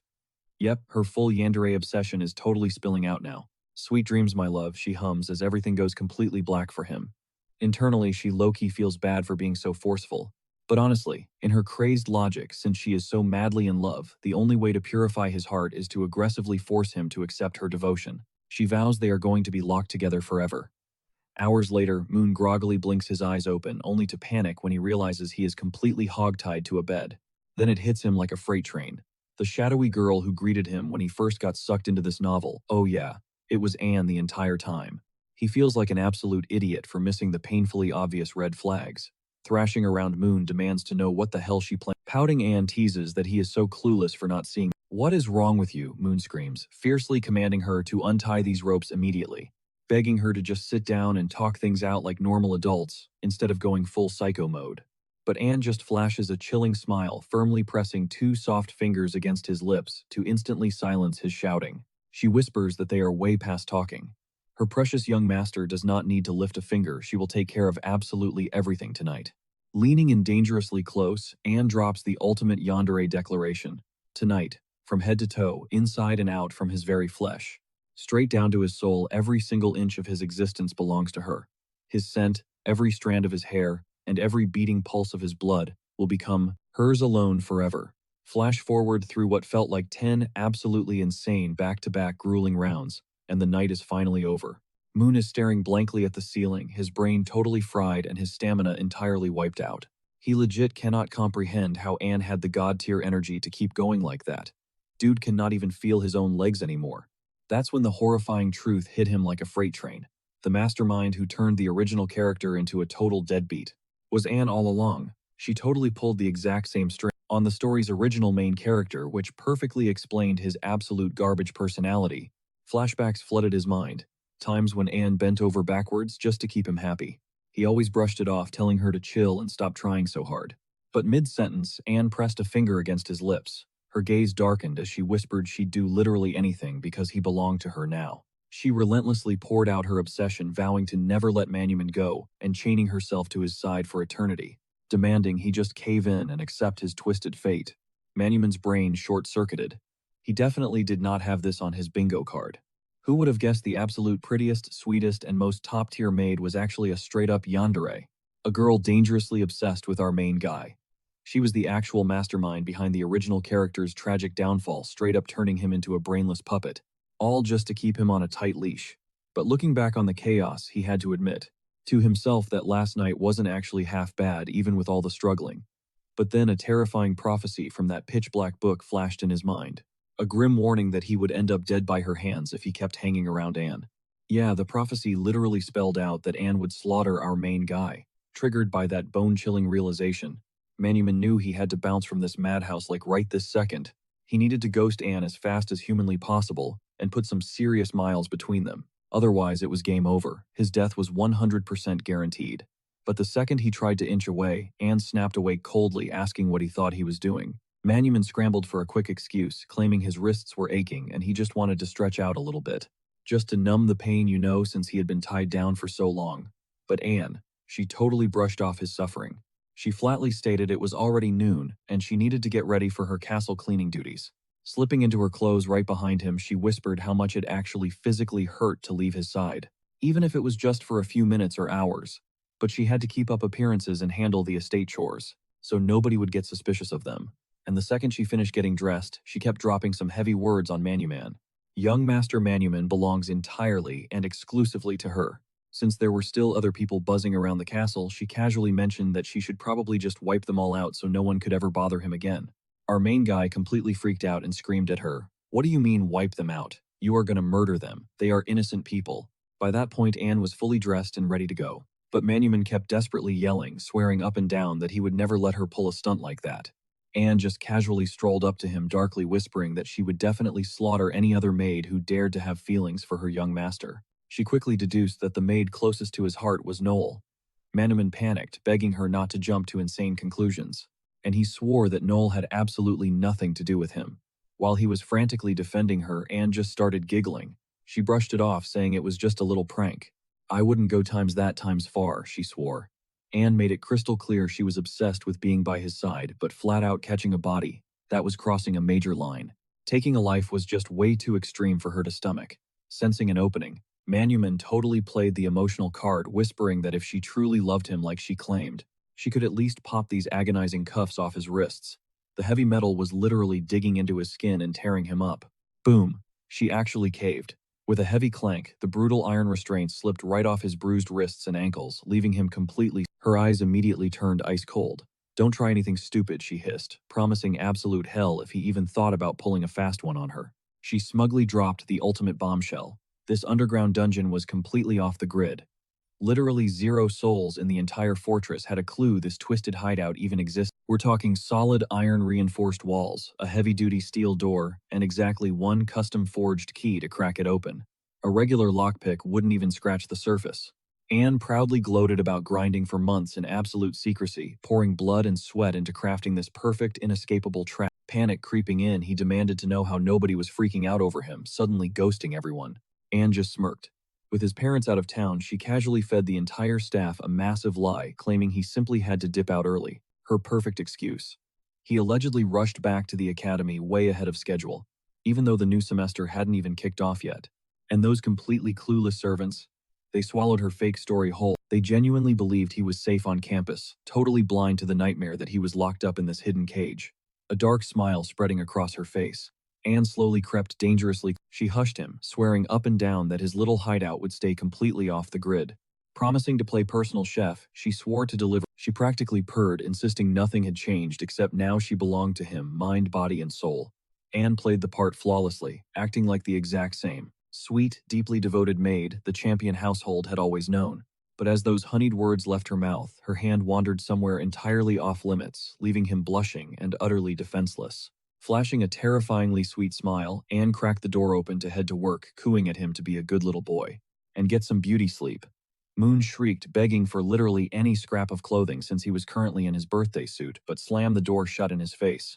Left alone in the freezing silence, Moon's mind raced, trying to make sense of this utterly twisted prophecy. There was 0 chance he was rotting in this cell, acting as nothing more than her personal plaything. Sure, last night had its perks, but the absolute maniac forced him to go round after round, a brutal 10 times in a row. At this rate, he wouldn't get taken out by a guillotine or a monster's claws.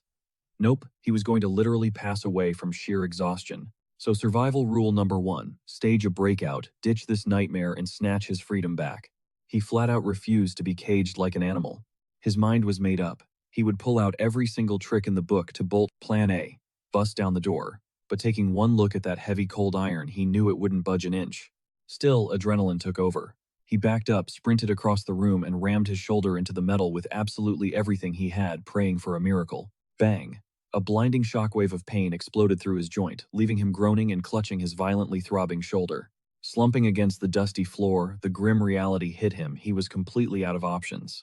The door was pure iron, and even the massive stone walls were reinforced with the same impenetrable metal. A desperate thought crossed his mind.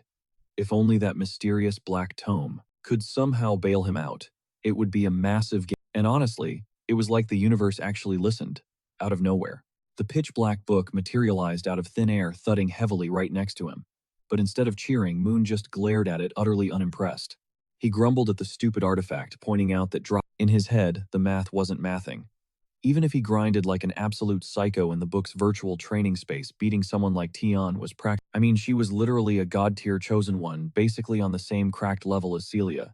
He didn't stand a ghost of a chance. Sprawled out on the cold stones, he stared blankly at the cover, debating his next move.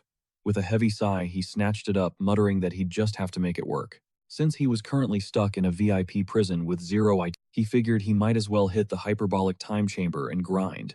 Gearing up for a showdown with Qian sounded totally unhinged, but he had to try something.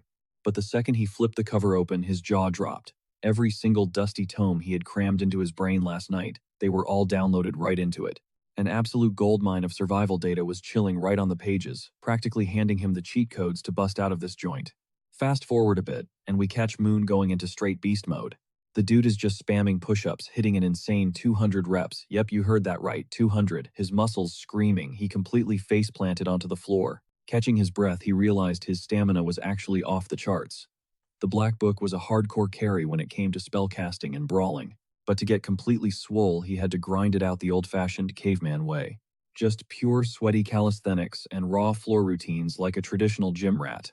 Eyes blazing with salty, frustrated tears, he made a blood vow he would absolutely not let those crazy girls. He was about to level up for real this time, ready to embrace the ultimate grind no matter how brutal it got. Right on cue, the heavy door squeaked open. Anne sauntered in, cooing about how absolutely thrilled she was to see her young master bursting with so much energy. Moon tensed up, spotting her carrying a mountain of supplies. She suddenly burst into a fit of giggles. When he nervously asked if her shift was over, making the whole twisted situation, Anne found his little question just adorable acting, entirely convinced he'd been eagerly waiting by the door. Flashing a doting smile, she announced she'd prepped a mouth-watering feast and drew a steaming hot bath tailored perfectly to his taste, so her precious boy could soak away the tension. Giving up, he muttered that it sounded fantastic, considering he hadn't touched a single bite of food or seen a drop of water in 2 agonizing days. Anne flashes a wicked smirk. She leans in, asking if our guy wants to hit the steaming hot tub first and grab some grub right after. Or maybe he's craving a totally different kind of snack. Moon shuts that down fast. He just wants a normal scrub and some actual dinner, nothing extra. Later, while soaking in the suds, he catches her hovering. He asks why she's staring at the tub. Blinking innocently, she wonders if the water's running too cold. Moon groans. He reminds her he isn't a toddler anymore. He can totally scrub his own back without his maid stepping in. Cue the puppy dog eyes. Anne pouts, tracing the edge of the tub. She asks if one steamy night was enough for the young master to completely lose interest in her. Panic mode engaged. He frantically waves his hands. No, that's definitely not it. Boom. Her whole vibe instantly shifts to pure joy. She confidently declares that young Master Moon is 100% hers. And as his personal maid, it's her absolute duty to wash every single inch of his skin.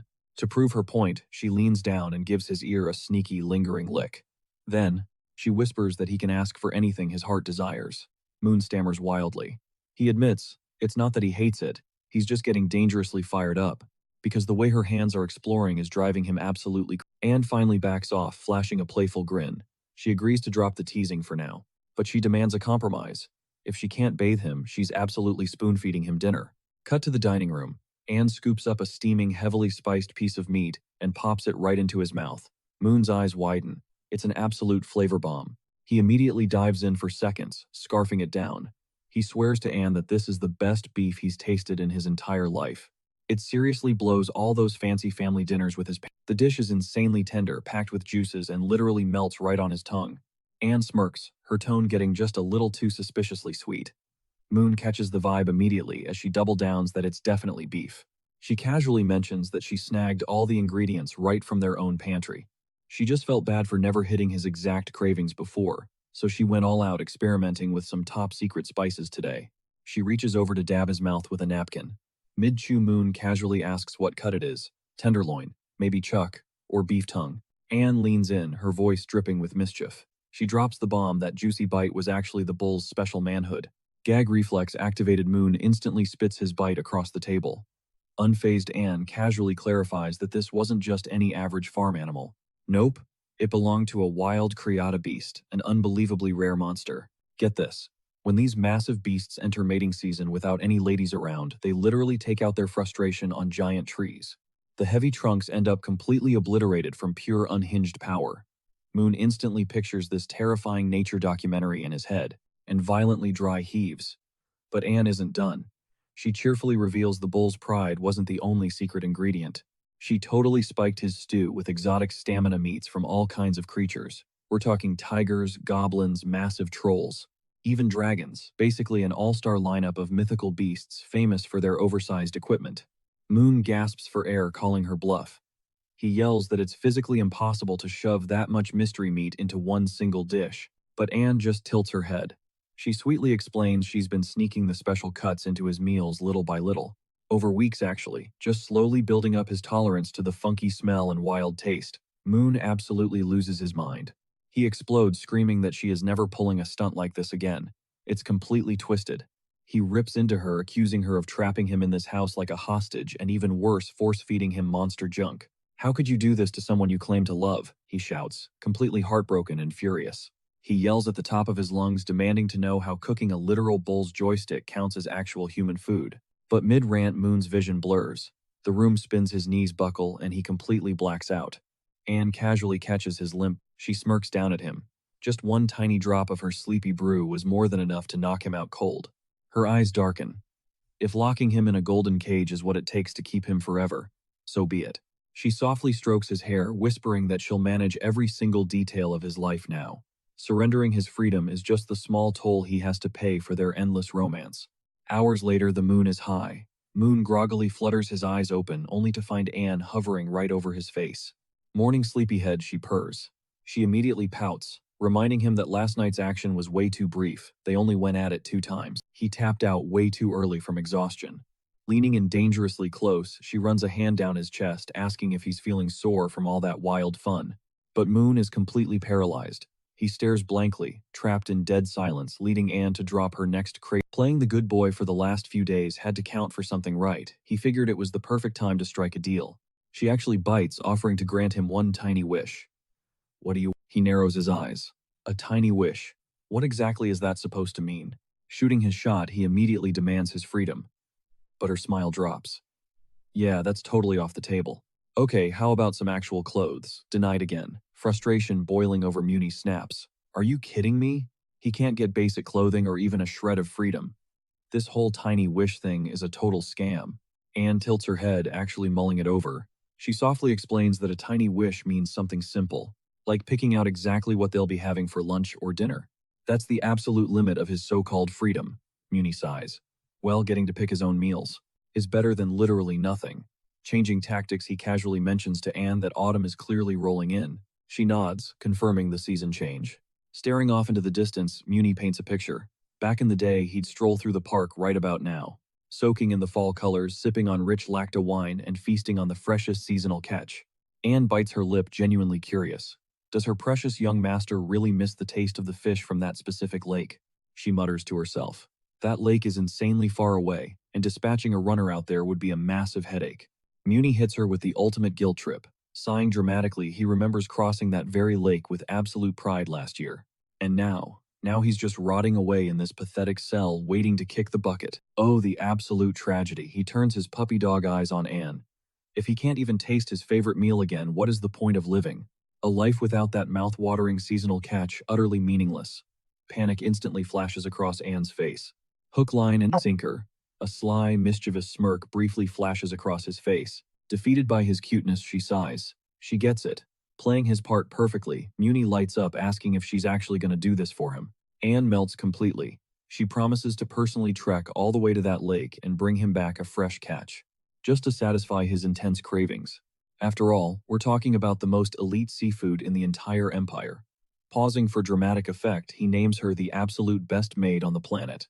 Truly a one-of-a-kind girl. The compliment hits critical mass. Anne blushes furiously, totally flustered. Laying it on thick, Muni wishes her a safe journey and promises he'll be eagerly waiting for her right here at home. Out of nowhere, she absolutely loses it.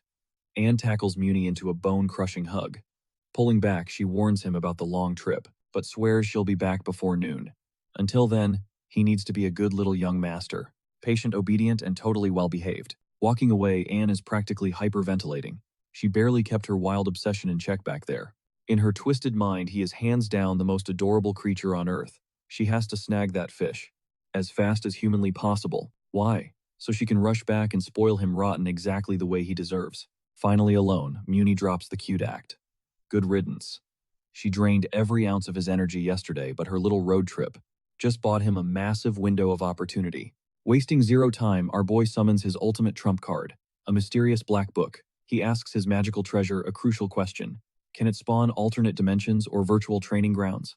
Something totally different from the simulation he whipped up for that assassin back in the day. The book instantly confirms. Hell yes, it can. Smirking, Muni calls it absolutely perfect. He issues a command. Generate a labyrinth with 1,000 locks and 1,000 rooms, all perfectly mirroring his current prison cell. The mission master, the ultimate escape route, and become an absolute lock-picking god. The grimoire blasts open, pulsing with pure, blinding magical energy. It's crunch time. He needs to completely master this escape technique.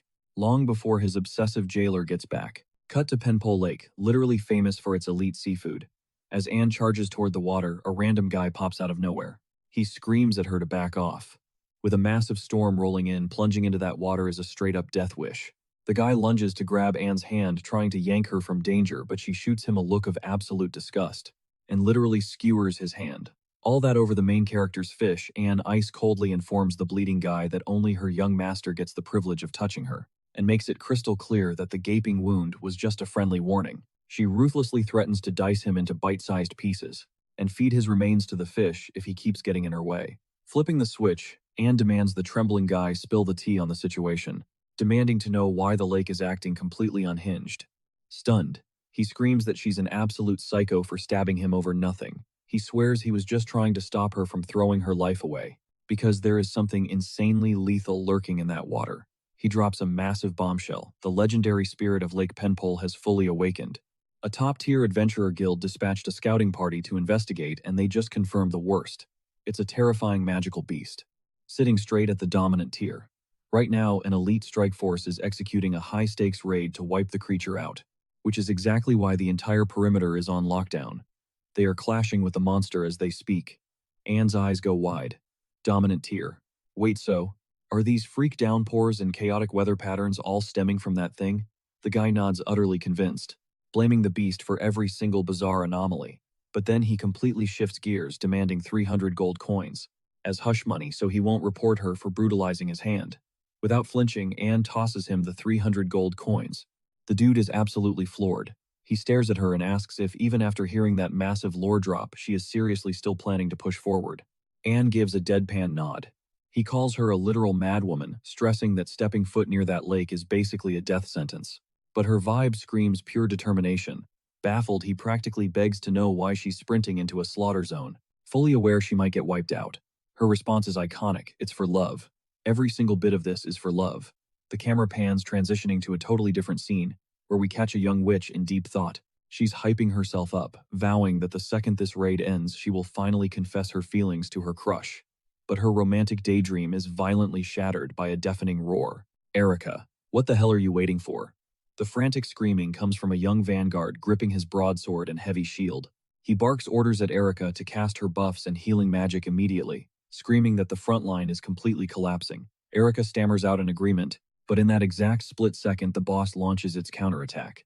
The lake's surface literally explodes, and a colossal megalodon-style shark breaches the water.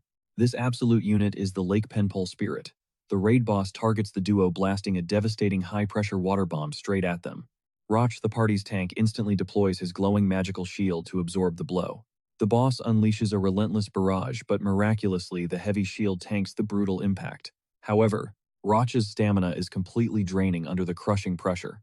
He screams at Erica to unleash her heavy-hitting spell immediately, crying out that his defense is about to shatter. Panic mode hits Erica hard. She's freezing up, completely overwhelmed, but she desperately starts channeling her mana. We see the trembling witch, priming a massive ice barrage.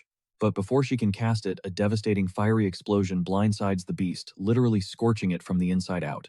The secondary mage, Tia, shrieks at Roch to go all in. This was the ultimate opening they'd been praying for. Roch dumps all his remaining stats into speed, blitzing toward the monstrous spirit. He vaults onto the heavily scorched beast, winding up for a critical point-blank headshot. The shockwave from his strike launches the flaming leviathan violently back into the raging waters. Roch lands completely gassed and dripping blood from minor cuts. But despite being pushed to the absolute limit, a massive triumphant smirk spreads across his face. He glances back at his two mages, panting. It's finally over. But then his entire focus shifts completely to Tia. He starts gushing over her gameplay, calling her Fire Strike absolutely flawless. Lingering in the background, Erica is forced to watch this agonizing interaction unfold, looking utterly crushed, because it genuinely feels like this random girl is effortlessly stealing her man right in front of her. Erica's brain is short-circuiting, trying to figure out why Roch is so hopelessly obsessed with Tia. Flashbacks hit her hard back to their childhood days, when they were basically glued at the hip, sharing an unbreakable bond. They had literally sworn a pinky promise to stay by each other's sides forever. But looking at him now, it's like Roch totally wiped those memories from his hard drive. Watching the two of them flirt from the sidelines, Erica mentally replays the insane grind she went through just to stand in his party. Yet his eyes never once locked onto hers. The painful question keeps looping in her head. Why? Why is he falling for her? She had poured years into trying to win his heart, only to end up as a background NPC while he gets mesmerized by a totally different girl. Suddenly, Roch snaps his fingers at Erica, all while Tia tenderly heals his battered hand. Erica's hands are visibly shaking. Roch glares at her, his voice dripping with pure annoyance. What are you staring at? Hurry up and pop your healing buffs. Don't just stand there throwing the game. The sheer freezing coldness in his voice is absolutely brutal, especially considering she was supposed to be his childhood best friend. Even with everything falling apart, Erica forced a tight, shaky smile and muttered that she was in. Right then, the vibe shifted. A sick churning noise echoed from the water, snapping everyone's heads toward the lake. Out of nowhere, the Pemble erupted from the depths. Roche and Tia froze in absolute disbelief. How in the world was that thing still breathing? They had literally torched the beast, battered it, and driven a blade straight through its skull. That's when the horrifying truth hit them. This was a second Pemble spirit. They weren't dealing with a solo boss. And this new monster, it completely dwarfed the first one in raw power. Basically, they were totally screwed. Without missing a beat, Tia unleashed her explosive magic, but the blast took the monster point blank to the face. And it didn't even flinch. The beast charged up a devastating spell, obliterating the very ground beneath their feet with a single shockwave. At the absolute last second, Erica tackled Roche out of the blast zone. Roche screamed at Erica to run, warning her that this thing was way out of their league and she couldn't win. But Erica snapped back. You need to make it out alive too. Roche refused, arguing that he was the one who dragged Tia into this squad. Keeping her safe was 100% on him. His eyes burned with pure resolve. He was totally ready to trade his own life to pull Tia out of this nightmare. Erica was speechless. This guy was actually about to throw his life away for a total stranger. Without hesitation, Roche launched himself at the monster to shield his teammate. Meanwhile, a shadow watched from above. It was Anne. Standing perfectly still in the distance, she casually summoned a scythe out of thin air. She scoffed to herself. For a so-called dominant tier boss, this Pemble spirit looked pretty pathetic. Harvesting loot from dragons, ogres, or minotaurs usually took a massive grind, but with this overgrown lake spirit, she wouldn't even need to carve it up. She was just going to wipe it out of existence. Back on the ground, the beast reared back to strike Roche. He knew it was game over. There was nowhere to run. There was zero chance he could grab Tia and dodge in time. He braced for impact, accepting that this hit would instantly end him. But suddenly Anne triggered a barrier spell and an earth-shattering explosion ripped through the battlefield. The blast went off right behind Roche, leaving him completely dazed and utterly confused. Whipping around, he realized the monstrous Pemble spirit was entirely locked down. Erica's jaw practically hit the floor. The terrifying lake boss was completely paralyzed. Stepping out of the smoke, Anne casually strolled up to Erica and asked if she was hurt. Still in shock, Erica nodded and demanded to know who she was. Anne dropped her name casually, mentioning she was glad she crashed the party in time. But playtime was over. She had a lake spirit to execute, warning Erica's crew to take cover.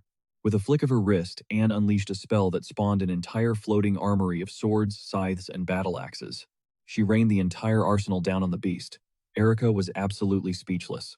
This girl was literally summoning telekinetic weapons out of thin air. Then Anne chained it into another spell, conjuring a stream of liquid metal. The silver fluid ruthlessly pierced right through. Closing the distance, Anne shaped the shifting metal into a floating staircase, casually walking right up to the giant's face. Reaching the top, she forged the liquid into a massive deadly scythe and stared the creature dead in the eyes. My young master is starving, and you're the main course. And the price of the meal, your life. With one clean, brutal swing, Anne cleaved the massive lake spirit completely in half. The shockwave from the strike was so insane it literally made the entire valley quake. Roche was mind-blown. How could one random girl one-shot a dominant tier boss? The impact was so intense it launched the fish right out of the lake.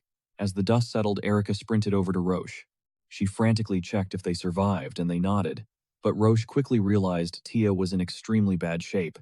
Thankfully, he had a healing potion left in his inventory to patch her up. Desperate, he begged Erica to find out who this insanely overpowered girl was. Roche knew that if they could somehow recruit her to their guild, they would literally be unstoppable. What an absolute train wreck. So much for living the good life, right? So, Erica's underlying mission is to dig up some serious dirt on the new girl. Smash cut to Anne stranded right in the middle of the ruined lake. Major plot twist, the water is completely gone.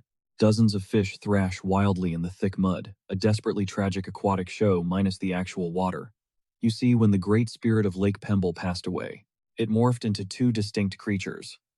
One glowing blue, the other blood red. Both dangerously toxic. Anne beats herself up, sobbing that she's an absolute failure of a maid since she has zero clue about her young master's favorite flavor or type of fish. Talk about a crushing blow to her pride. Right on cue, Erica strolls up.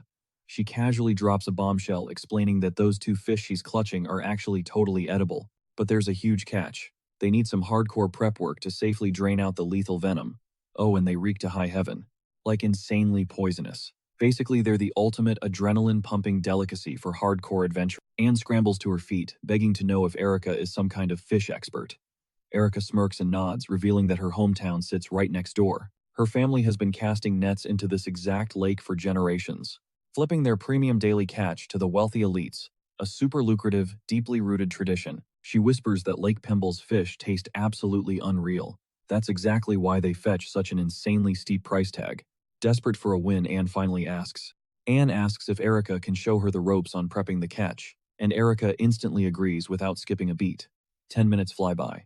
Anne frantically scribbles down every single detail, absorbing Erica's step-by-step guide on how to cook up those two fish.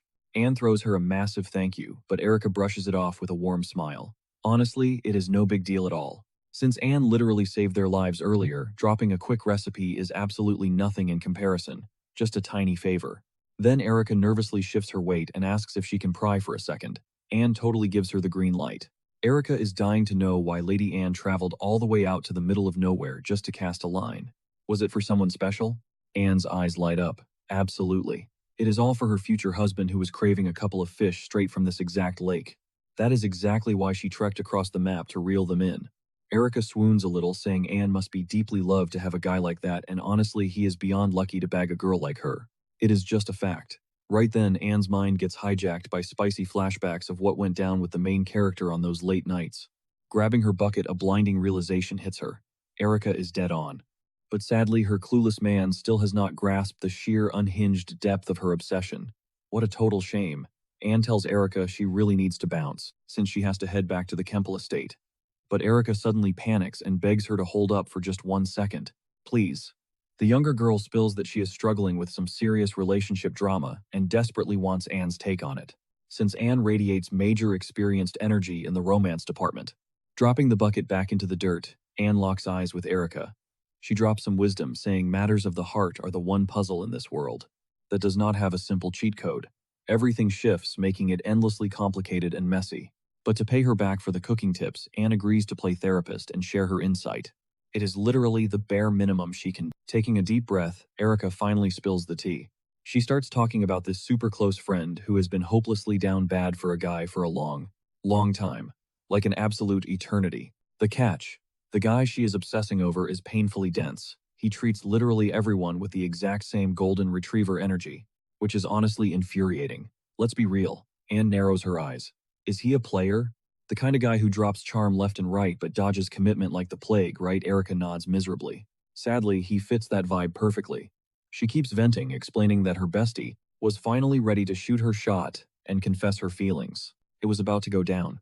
But right at that second, another girl popped out of nowhere to ruin everything. A total disaster. Anne raises an eyebrow. Are we talking a messy love triangle? Erica sighs. Yeah, unfortunately it is. Lately her bestie has been second-guessing everything, and is even thinking about ghosting the guy completely because his clueless behavior is tearing her apart. Anne nods softly, saying she totally gets why Erica's friend is stressing over him. Her feelings are 100% valid. But then Anne decides to cut the bull. She drops the polite act and hits Erica with a brutal reality check. How long have you been in love with him? Erica flinches in shock and immediately starts backpedaling, swearing up and down that it's about her friend, obviously. But come on.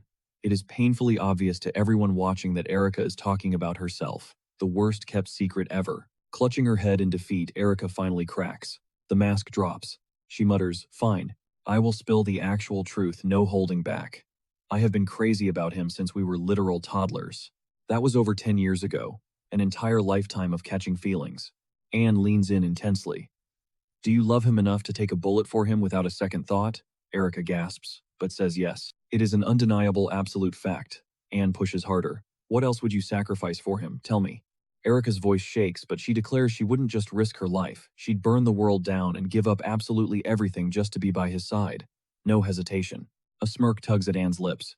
"Well, there is the answer to your little crisis. It is crystal clear." Erica blinks, totally lost. Anne shakes her head.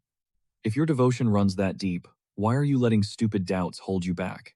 It literally makes no sense. You already know exactly how savage your own heart is, right? Erica just stands there, still processing it all. Erica stares blankly at Miss Anne, completely lost. Wait, what do you mean by that? She asks, her mind spinning. Anne leans in with a chilling piece of advice: surrender to her darkest cravings. She urges Erica to sacrifice everything for her crush, and no matter the fallout, zero regrets. You need to give it all, Anne whispers. Every last drop of your soul for the boy you love. No holding back. And just like that, Anne vanishes into thin air. Erica is left standing there. Risk everything for the guy I love. Surrender to my deepest obsessions. She mutters to herself, those toxic words echoing in her brain like a broken record. Out of nowhere, a suffocating weight crashes down on her chest. A sickening, creeping darkness starts clawing its way through her veins. A sinister voice slithers into her mind. Are you really going to let yourself snap completely? Erica collapses to the dirt, gasping for air as the voice hammers her soul. Could you really ditch your morals, break every rule, and throw your life away, just for him? Would you burn the world down for him? Suddenly, Roch's panicked voice cuts through the static. He's yelling her name, totally freaking out over her collapse. But that shadowy entity isn't done playing mind games. Are you seriously going to stand by and watch them live happily ever after? It mocks. Erica's mind screams back at the entity. No, no way. Just the thought of it makes her sick to her stomach. She'd rather die than watch him end up with someone else. The sheer jealousy is literally eating her alive, and she refuses to let that happen. Not a chance in hell. She desperately tells the voice that she won't let some basic, ordinary girl steal her man. She's nothing special. The demonic presence purrs in agreement, commanding her to embrace her most unhinged cravings. Stop holding back, it whispers. Claim him. Own his very soul and carve your name into him. Turn him into your personal possession. Make sure he looks at nobody but you. Erica stammers back, arguing that Roch is incredibly overpowered. How is she supposed to trap a guy like that? It's literally an impossible task. But the entity just laughs.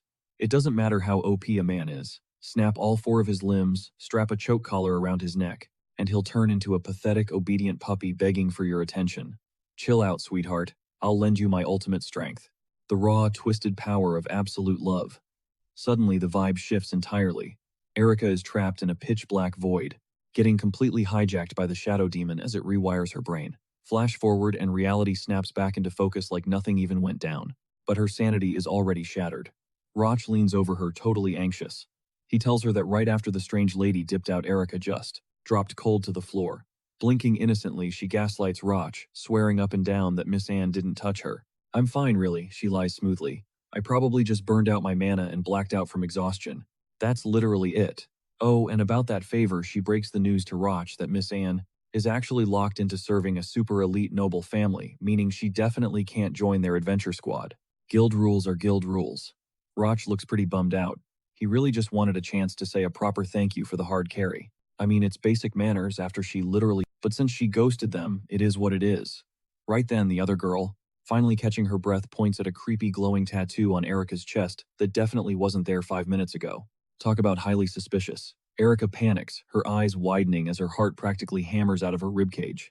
She quickly zips up her jacket to hide the cursed seal.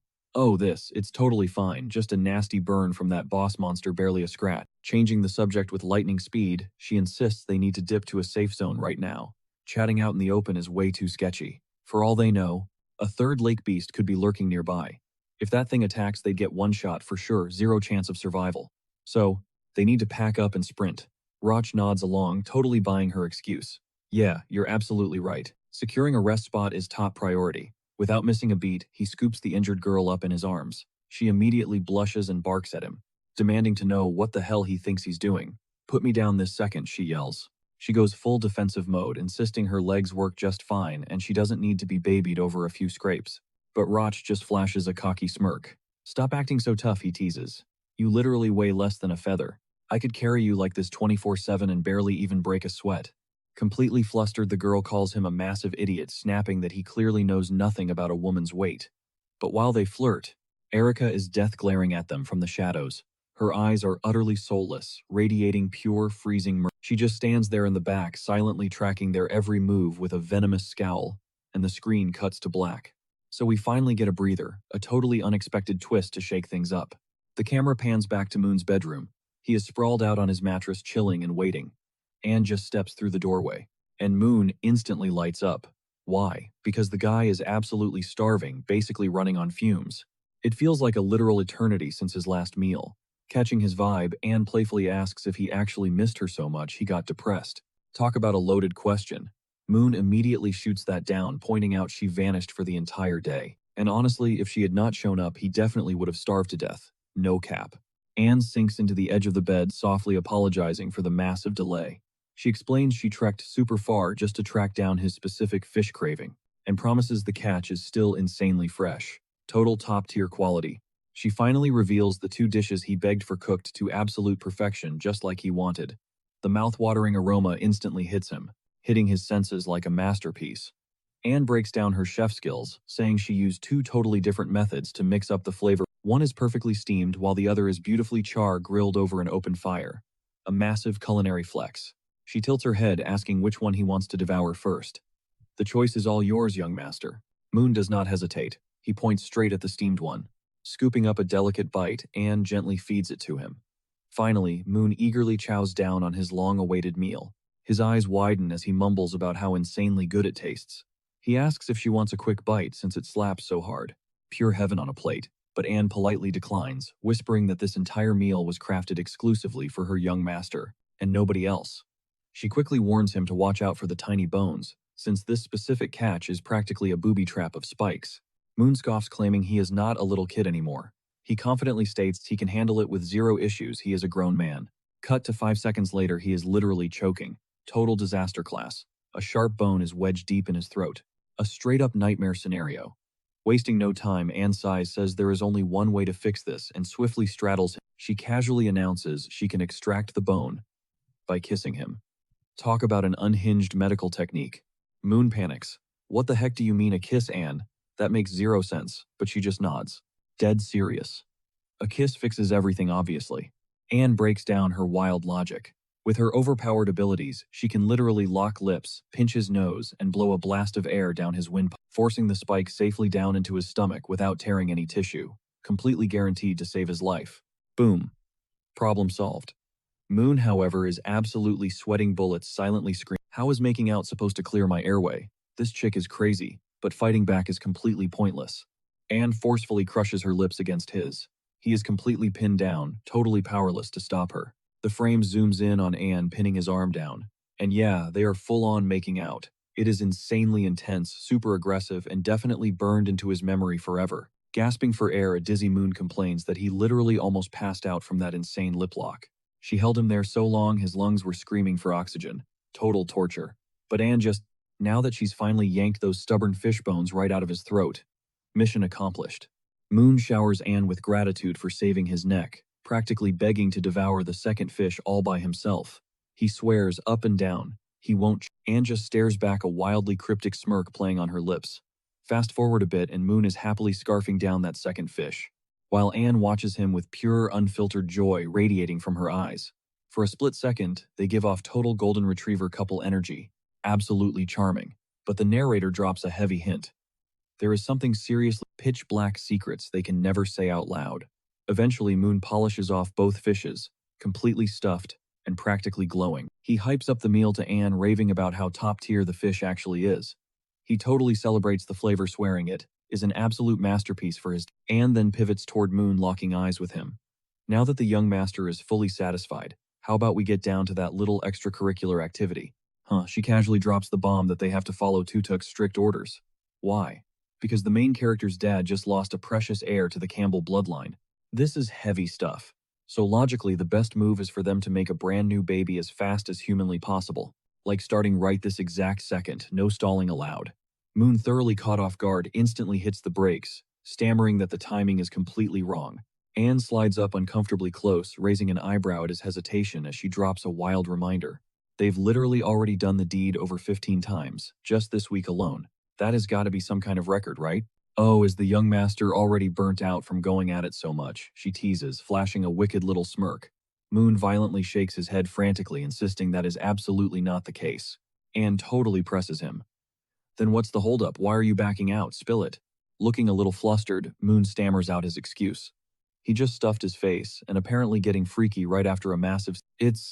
It's a digestion thing, you know. He quickly adds that Anne just dragged herself back from a massive trip, so she desperately needs to catch some Z's.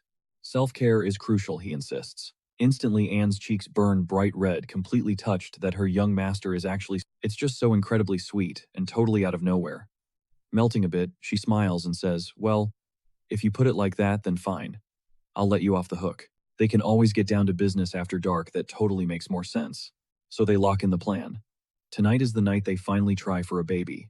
The deal is sealed. But wait, Anne smirks, teasing that she's got one tiny little detail left to drop. A spicy little surprise. Moon raises an eyebrow, completely intrigued. "What is it?" he asks. Anne leans in, whispering that on her way back she strolled through a district famous for its exquisite tailoring. Just a gorgeous little spot. And while she was there, she scored an outfit that Moon would absolutely lose his mind seeing her. "Oh, she guarantees it."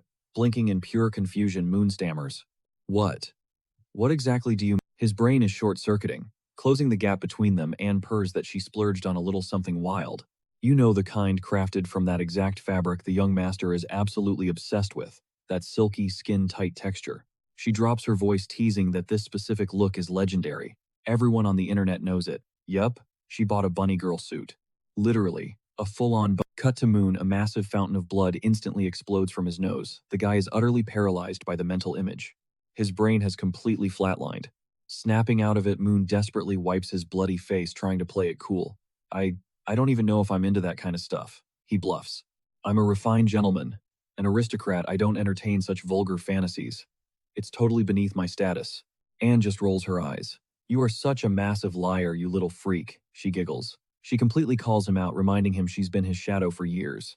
"And I've seen the stash hidden in your closet. You're definitely hiding some highly specific spicy gear in there, aren't you?" "Did you seriously never catch on?" she smirks. "Literally since we were kids, I've only worn black thigh-highs exclusively for your eyes. Because I know exactly how down bad you are for them. It's the worst-kept secret in this house." Moon's jaw hits the floor. He stammers that he genuinely thought that was just her personal aesthetic, like her everyday vibe. He never once imagined she was out here styling herself purely to trigger his kinks. Totally exposed, he hangs his head in absolute defeat. She read him like a total open book. Anne just bursts out laughing, teasing that it's actually incredibly cute. Watching the young master try to deny the dirty little secret she's known about forever. He's just too adorable. Finally, peeling herself away, Anne heads out to tackle her mansion chores. It's going to be a grueling shift. She gives him a heads up that she'll be scrubbing and organizing non-stop, meaning she won't be back in his room until way past sunset, not a second sooner. Moon tells her not to push herself too hard and to take it easy. "I'm just going to crash and sleep right through the morning and afternoon," he claims. That's his cover. The camera pans as Anne steps out the heavy oak door, clicking shut behind her. Moon is completely isolated. But the second the lock clicks, his entire vibe shifts. We zoom in on his mouth. A dark smirk creeps onto his face. Phase 1 is complete. Pure victory. He successfully got rid of Anne and secured the bag. Flawless execution. He casually spits a cluster of sharp fish bones right into his palm. Every single move was perfectly calculated. Checking his mental notes, he recalls the Black Book's intel. It's exactly 3 in the afternoon. Prime time to strike. Based on this week's rotation, Anne's cleaning grind won't wrap up until around 6 p.m. The timeline is razor sharp. Seriously, who would have ever guessed that creepy ancient Black Book would actually come in clutch like this? It's honestly mind-blowing. The math hits him. He has exactly a 3-hour window to ghost this place. He's in the clear until sunset, but the clock is aggressively ticking. 3 hours to pick the lock, grab his go bag, and vanish into thin air. This is his absolute only shot. Moon creeps up to the door, gripping the jagged fishbone with dead serious focus. He slides it right into the keyhole, activating a ridiculously overpowered rogue skill he grinded from the book, the infamous bone pick technique. Top-tier knowledge at his fingertips. But as he feels out the internal pins, his blood runs cold. The lock is a brutal 8-core security system. Moon instantly yanks the bone out, totally shook by the insane high-tech complexity of the vault-level mechanism. It's totally unheard of. 8 separate internal tumblers stacked against him, an absolute nightmare puzzle. He stares at the brass plate, sweating as he calculates the insane mechanics. The second he shoves his makeshift picks back in, he has to perfectly align all 8 cylinders at the exact same millisecond. Forcing even a single pin would trigger a total reset, snapping every core back to square one. Absolutely brutal. Basically, he was walking a razor-thin tightrope. One tiny slip, and it was game over. Plus, his makeshift lockpick, a literal fishbone, was insanely fragile. A priceless lifeline, but totally brittle. If the lock's kickback was too fierce, it would snap the bone like a twig, ruining everything. He could easily burn through multiple picks, flushing his only shot at freedom straight down the drain. The stakes were sky high. He mentally calculated his stash only 4 extra long bones left. That was his entire arsenal. The rest of the pile was completely useless or way too flimsy to survive the tension. But honestly, snapping a fishbone wasn't even his biggest nightmare. Far darker things were looming. The real terror was her finding out. Actually, she wouldn't just find out. She'd spot the messed up lock in a heartbeat, no question about it. And the second that reality hit, she would strip Moon of whatever tiny shred of freedom he had left. Forever. A straight-up terrifying death sentence. It was do or die. This was his one and only window to break out of this hellhole, his final lifeline. Moon jammed the pick into the door over and over, completely bombing every single attempt. A massive fail. Boiling with frustration, he collapsed onto the floor, violently rocking back and forth. The math was grim. He only had 3 more pins to crack. He was agonizingly close, yet miles away from the finish line. Lying there in despair, a chilling realization hit him. An hour and a half had already slipped. The clock was screaming, time was bleeding out, and his window of escape was slamming shut. This was the absolute endgame. He even sarcastically muttered that he should hunt down the blacksmith who forged this damn door and thank him, because the thing was literally bulletproof. A masterclass in craftsmanship, or honestly an executioner's sick joke. As he scrambled back up, the black book suddenly materialized, floating right in front of his face like pure magic. This time it popped out totally on its own, 0 summoning required. Moon snatched the book out of the air, and the glowing pages flashed the current time, 5:30 in the afternoon. The ultimate countdown had officially triggered. And then his stomach dropped. He realized he was down to his very last fishbone. This was it. One final shot. Moon had already burned the first 10 lock pins into his muscle memory, leaving only 3 remaining, an insane feat on its own. With his back against the wall, he gears up for one last desperate push, ready to risk it all. For this clutch move, he channels a specific skill he snatched from the book, the Fishbone Breach.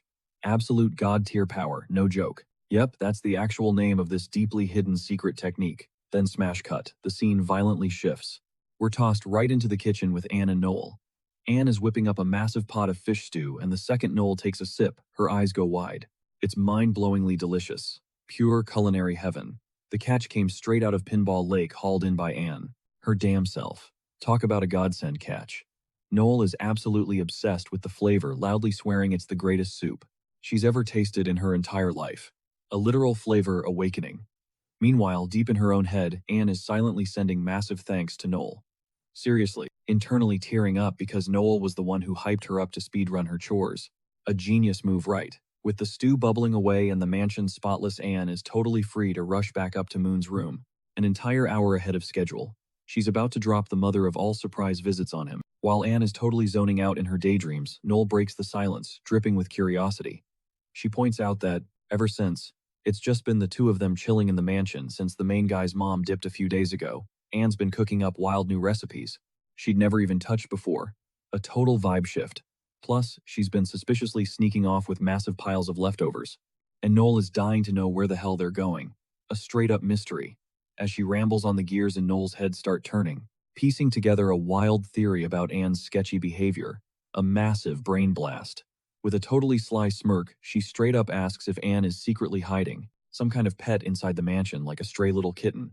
Anne completely freezes up, totally dumbstruck, just standing there letting the wild accusations wash over her. The silence is deafening. Noel stops for a split second, chewing on her own words while Anne stays dead quiet. The tension is absolutely suffocating. Then it hits Noel. Moon has always violently despised animals, which is exactly why there isn't a single creature allowed on the estate. It's an ironclad rule. So the odds of Anne secretly raising a fuzzy little pet are basically 0. It makes no sense. But still, that nagging suspicion just won't die. Where the hell did you even get all this food? Honestly. A tiny knowing smirk creeps onto Anne's face, keeps aggressively rambling. It's a dark, cryptic smile. The young maid cooks up a new theory. Regardless of Moon's strict anti-pet policy, Anne is definitely harboring some hidden beast behind the scenes. In her mind, it's a stone, and she's utterly convinced that soft-hearted Anne is operating completely under the radar, desperately trying to hide her secret stash from the rest of the mansion staff. Hiding a pet would absolutely tank her status as headmaid. That kind of thing is strictly against the mansion's rules. Noel doesn't beat around the bush. She looks Anne dead in the eye and asks if her hunch is right, if she's secretly stashing a stray Without breaking her cool signature facade, Anne leans in and asks if Noel can keep a secret. Noel eagerly swears she can. Her lips are totally sealed, mostly because she is completely obsessed with cute little kittens. Buzzing with excitement, Noel practically begs to get a tiny peek at the furball Anne has been babying. But Anne shoots that idea down fast. Unfortunately, a meet and greet just isn't going to happen right now. She spins a sob story claiming the poor thing is terrified of humans because it went through some heavy trauma in the past. For now, it's best if Anne handles the rehab all by herself. Maybe in a few weeks she'll officially introduce the little guy to Noel. Noel totally gets it. She clasps her hands and begs Anne to treat the little fluffball like absolute royalty. After all, an innocent creature like that deserves nothing but pure love. Boom, scene switch. We catch Anne pulling up a heavy hidden trapdoor. This is her VIP access to her twisted, custom-built secret dungeon. As she slithers down into the dark, a smug thought crosses her mind. Thank God Noelle didn't push harder to tag along and snoop around down here. Because if she had, Anne would have flat out erased her from existence. She breathes a massive sigh of relief that her coworker dropped the subject. But then the gears start turning. Anne realizes Noel's stray cat theory actually slaps. Honestly, what if her precious young master actually had a pet to keep him company? In her twisted little fantasy, Anne pictures Moon just dying of boredom, locked away all by himself in that suffocating. Meanwhile, in reality, Moon is fighting for his life, desperately prying at the heavy iron door, sweating to bust it wide open before time runs out. Totally oblivious, Anne is still lost in her own toxic daydreams, softly rubbing her stomach as she obsesses over her so-called pregnancy. She can't feel a literal baby kicking yet, but she rationalizes that this whole thing takes time. It's a slow burn that'll take months to show. Beyond daydreaming about carrying the sweet, twisted fruit of her messed-up bond with Moon, she's already plotting to haul down a fresh stack of books for him. He just consumes those pages with such a fiery obsession. Flashback to the underground cell, Moon is relentlessly clawing at that heavy cursed door, refusing to give up. Back to our psycho maid. She skips down the shadowy stairs, totally wrapped up in her own little world. She finally decides that scoring a tiny pet kitten is actually a massive win. She pictures her gorgeous Moon cuddling a fluffy black cat that matches his whole dark, brooding vibe. Honestly, it showcases a weirdly romantic side, but enough of the delusions. She realizes she needs to stop living in her head and face reality. It's time to just ask Moon face to face. But the second she turns the corner, her eyes lock onto pure nightmare fuel. The tray of food slips right through her trembling fingers, shattering violently across the stone floor. The heavy iron door is swinging wide open. Smash cut. We are now tracking our boy on the run. Moon has finally broken out of his cage.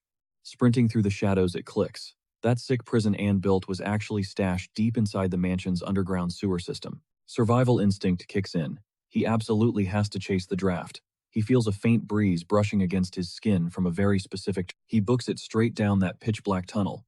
It's got to be the main drain where all the estate's filthy wastewater dumps out. Panic almost makes his knees buckle. The whole tunnel is swallowed by suffocating pitch-black darkness, and he is flying completely blind. To make it even worse, there's a nasty blinding haze of dust and sewer sludge, making it literally impossible to see 2 feet ahead. But wait, a massive brain blast hits him. He remembers grinding away inside the book's dimension and mastering a basic light spell. Moon flexes his magic, feeling a rush of pure pride as a glowing low-level orb of light flares to life. Honestly, a clutch survival skill right when he needs. But just as he's hyping himself up over his tiny victory, whoosh, something lethal violently slices through the air right past his face. A massive throwing knife. Moon whips his head around, his eyes wide with absolute horror. He had sprinted an insane distance, putting crazy space between them. But this absolute psycho literally hurled a hunting blade from a gigantic distance, aiming straight for his skull. Suddenly, the tunnel lights up as Anne flexes her raw. She unleashes a deadly aura, screaming that she finally tracked down her beloved young master. And spoiler alert, she vows he is never ever slipping away again. Period.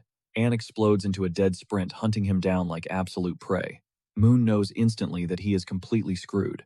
She's got a lock on him, but after fighting tooth and nail for this escape, there is zero chance he's letting her drag him back to that cage. This is a pure do-or-die moment. Over the rushing wind, he screams back at his crazy stalker, warning her to never underestimate him. Because he just got a massive glow-up. Our boy instantly activates one of his newly unlocked cheat skills, the elusive Shadow Step. But Anne counters instantly. She unleashes her lethal liquid metal magic, summoning a terrifying barrage of floating broadswords and razor-sharp blades. The blasts were zeroing right in on him. The attack completely vaporized everything in its path, but somehow missed him by a hair. See, Anne wasn't actually out for blood. Her ultimate endgame was strictly capture, not kill. Anne's eyes were practically glowing with this ruthless intensity, dead set on dragging her young master back home no matter the cost. Out of nowhere, this massive wardrobe dropped straight from the ceiling, hurtling right at her. Without even blinking, she casually swung her leg and literally snapped the wooden beast in half. She didn't even break her stride, obsessively prowling forward to hunt him down. But the moment the dust settled, she scanned the room and realized he was completely gone. Where on earth did this guy vanish to? Anne's brain started doing the math, realizing he must have actually picked up on some insane skills. He must have secretly mastered the Academy's shadow step technique without dropping a single hint to anyone. That totally explained how he dipped out so insanely fast. Little did she know our guy didn't even study for it. He literally copied the whole technique just by watching the Necromancer flex it once. Still, she was totally confident she had blocked every single exit when she absolutely wrecked the room just a second ago. But against all odds, the young master had somehow slipped right through her. Cut to our boy literally sweating bullets while crammed inside a random closet, intensely watching her every move. Anne was completely clueless. She couldn't sense his vibe at all. It finally clicked for her. She had massively underestimated what her young master was actually capable of. The dude had leveled up big time. But even with his crazy new glow-up, she was dead certain he wasn't getting away that easily. Finding him wasn't a goal. It was a hardcore promise. She suddenly raised her voice, bluffing that if he just came out of hiding right now, she would totally slide past everything he just pulled and they could just chill and head right back to the secret room like nothing happened. But literally in the same breath, her frustration peaked, and she just backhanded a nearby cabinet, blasting it into a million splinters. Thank God for our boy's insane luck, because that wasn't the closet he was currently hiding in. If he had picked that one, things would have gotten incredibly messy real quick. Huddled in the dark, the young master actually felt a tiny wave of guilt. Running away from Anne like a total criminal kind of stung. At the end of the day, she genuinely cared about him more than anyone else. She was always bringing him meals and obsessively making sure he was okay. Plus, let's be real, she was absolutely gorgeous. But her version of TLC was, yeah, let's just say it was low-key toxic. Meanwhile, Anne was out there intensely scanning every single inch of the room. She locked onto the fact that the airflow in the room hadn't shifted even a tiny bit, which was a massive giveaway that he was definitely still lurking nearby. Still, this gnawing anxiety was eating her alive, terrified he might have actually slipped away. Could he have totally bypassed her radar, even with the room's atmosphere feeling completely dead and unchanged? Pushing the panic down, she locked in. She was going to drag him out of the shadows no matter what and bolted off to continue the hunt. 10 agonizing minutes dragged by. The young master was still basically paralyzed inside that cramped closet. Dude was practically on the verge of a full-blown heart attack, considering everything just escalated from 0 to 100. While he was sweating it out during those 10, he figured Anne had probably stormed out of the mansion by now, tearing apart every single inch of the estate grounds looking for him. But just as he finally gathered the guts to crack the door open, sheer terror hit him. Anne was standing right freaking there, staring dead into his soul. She unleashed absolute hell on the cabinet, totally obliterating it into dust and leaving zero trace behind. But plot twist, that entire crazy sequence was literally all in Anne's head. Our guy wasn't even there. She had totally hallucinated catching him. The camera pans and we actually see Anne storming off to hunt him down somewhere else. She headed off in a totally different direction. And the absolute irony, our boy was literally crammed in the exact next cabinet over. He was dangerously close, like literally inches away from her. While she went full psycho and smashed the other one, he was just huddled in his hiding spot, questioning his life choices, thinking to himself that he desperately needed to get as far away from this cursed mansion as humanly possible. Because if Noelle and the crew ever figured out the insane trauma Anne was putting him through, she'd straight up murder everyone.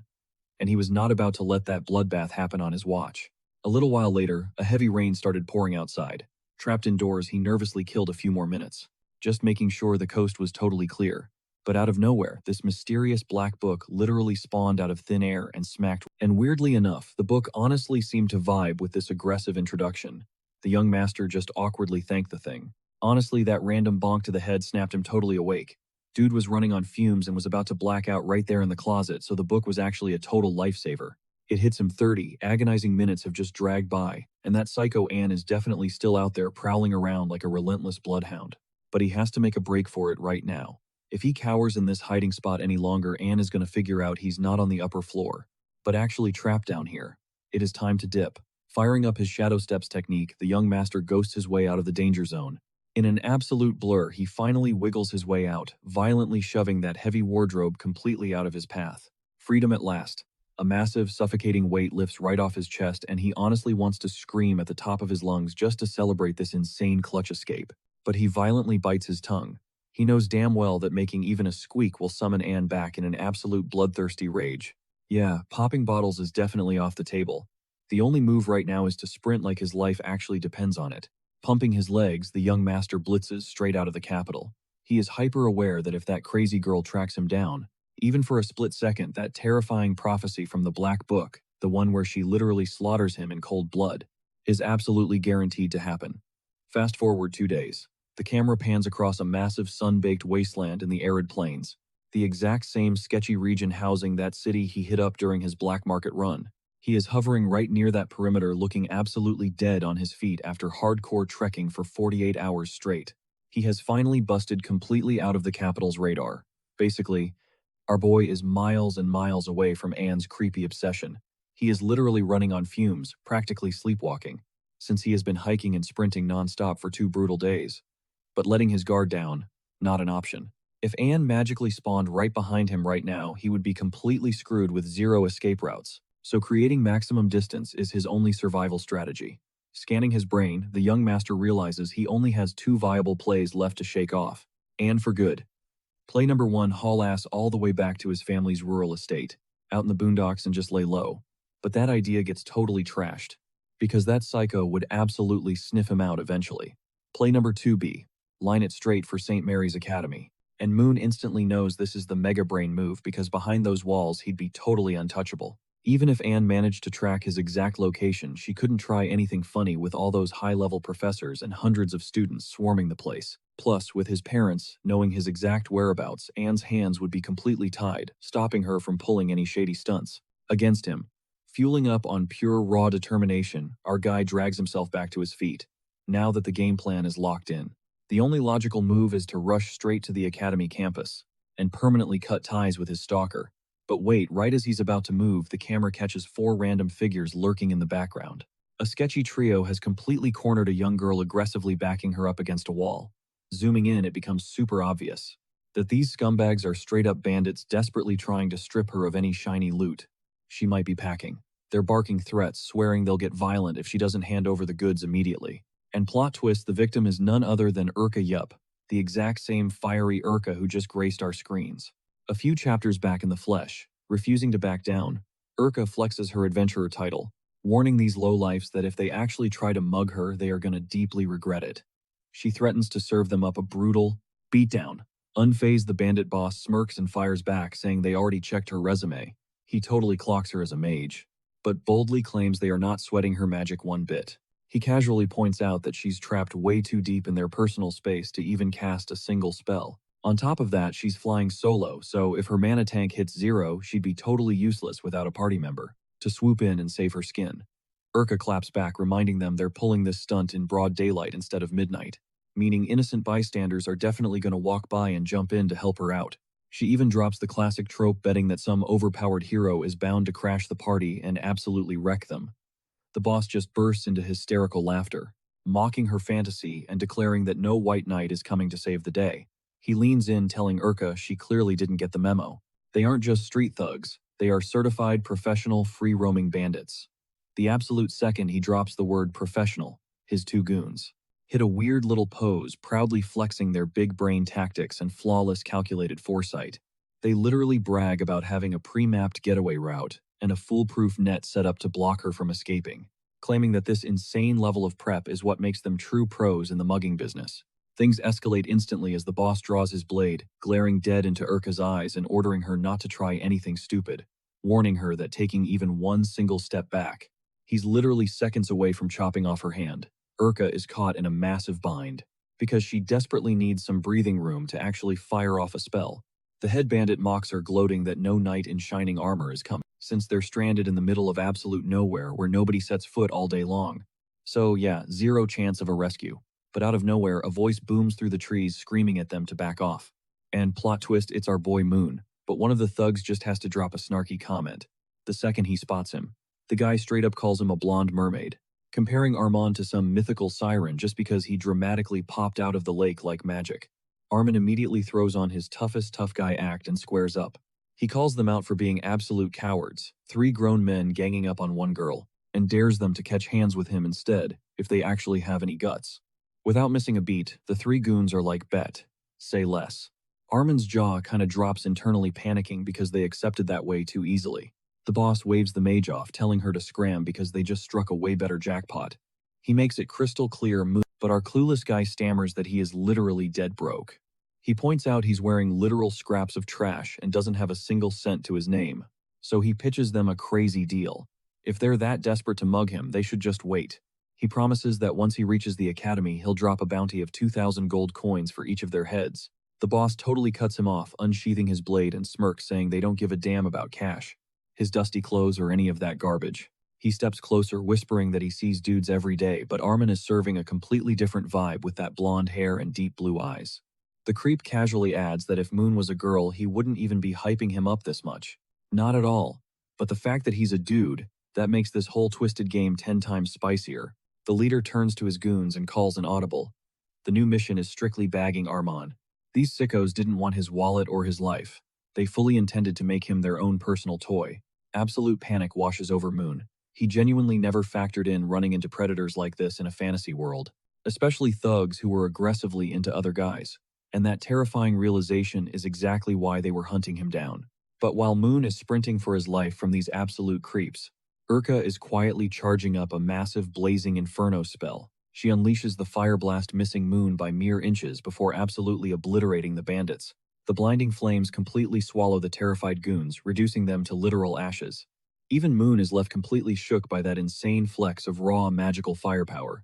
Once the smoke clears, Urka struts over to him. It's a huge milestone moment. Urka, who already bonded with Anne, is now locking in a dynamic with him too. She steps up casually, mentioning that the three bozos are finally out of the picture. Smirking, she tells Mr. Mermaid that it's totally safe to come out of the water now. Urka gives him massive props for baiting those creeps away, buying her the exact window she needed to nuke them. Moon humbly brushes it off, saying all he did was play human decoy. He's super quick to hype up her magic though, calling that fiery blast insanely OP and terrifyingly strong. Cocking her head, Urka asks if his whole profession involves, a strict no-clothes policy, totally roasting his nakedness. And honestly, fair question considering the dude was basically rocking nothing but shredded rags. Flustered, he desperately defends himself, swearing he has a totally legit reason for looking like a wild man. Regaining his cool, he properly introduces himself as Moon. He admits he's currently jobless, but smoothly adds that it's a massive honor to officially meet her. Urka shakes his hand and drops her own intro, casually mentioning that she's a former adventurer who's currently in training mode, hustling nonstop to keep her hubby happy. Caught totally off guard, Moon asked if she was actually married. Blushing slightly, she admitted she just tied the knot the very night before. This definitely hinted that the guy she fell for was likely stuck in the exact same mess as Moon, maybe trapped somewhere out there. But right at that exact second, a massive echoing rumble ripped through Moon's empty stomach. Urka asked if he was starving, and he sheepishly confessed that he hadn't touched a single bite of food in 2 whole days. Without hesitating, she invited him to tag along, offering to whip up a hot meal. She brushed off the favor, insisting it was the least she could do after he saved her from those thugs. Plus, fasting for 48 hours was seriously dangerous. Moon was practically floating on air. He never expected this girl to be so insanely generous and kind-hearted, tossing him fresh clothes and a free dinner. Walking back, he hyped her up relentlessly, calling her an absolute lifesaver and a literal goddess of mercy. Urka, though, quickly shut that down. She claimed she was just an ordinary low-key wife who always gave it her absolute all to support her beloved husband.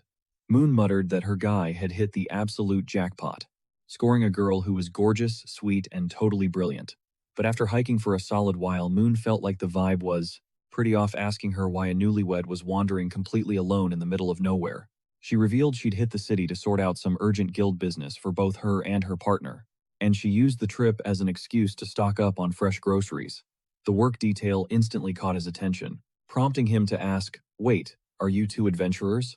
She nodded, confirming that was exactly their gig. Right now they were taking a much-needed break, but she had to physically swing by the guild to officially clock out.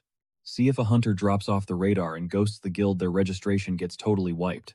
Mostly because so many get wiped out on quests and never make it back, causing a ton of annoying paperwork and grim mix-ups every single year. That's why she was out in the wild. She was just heading back from a neighboring village.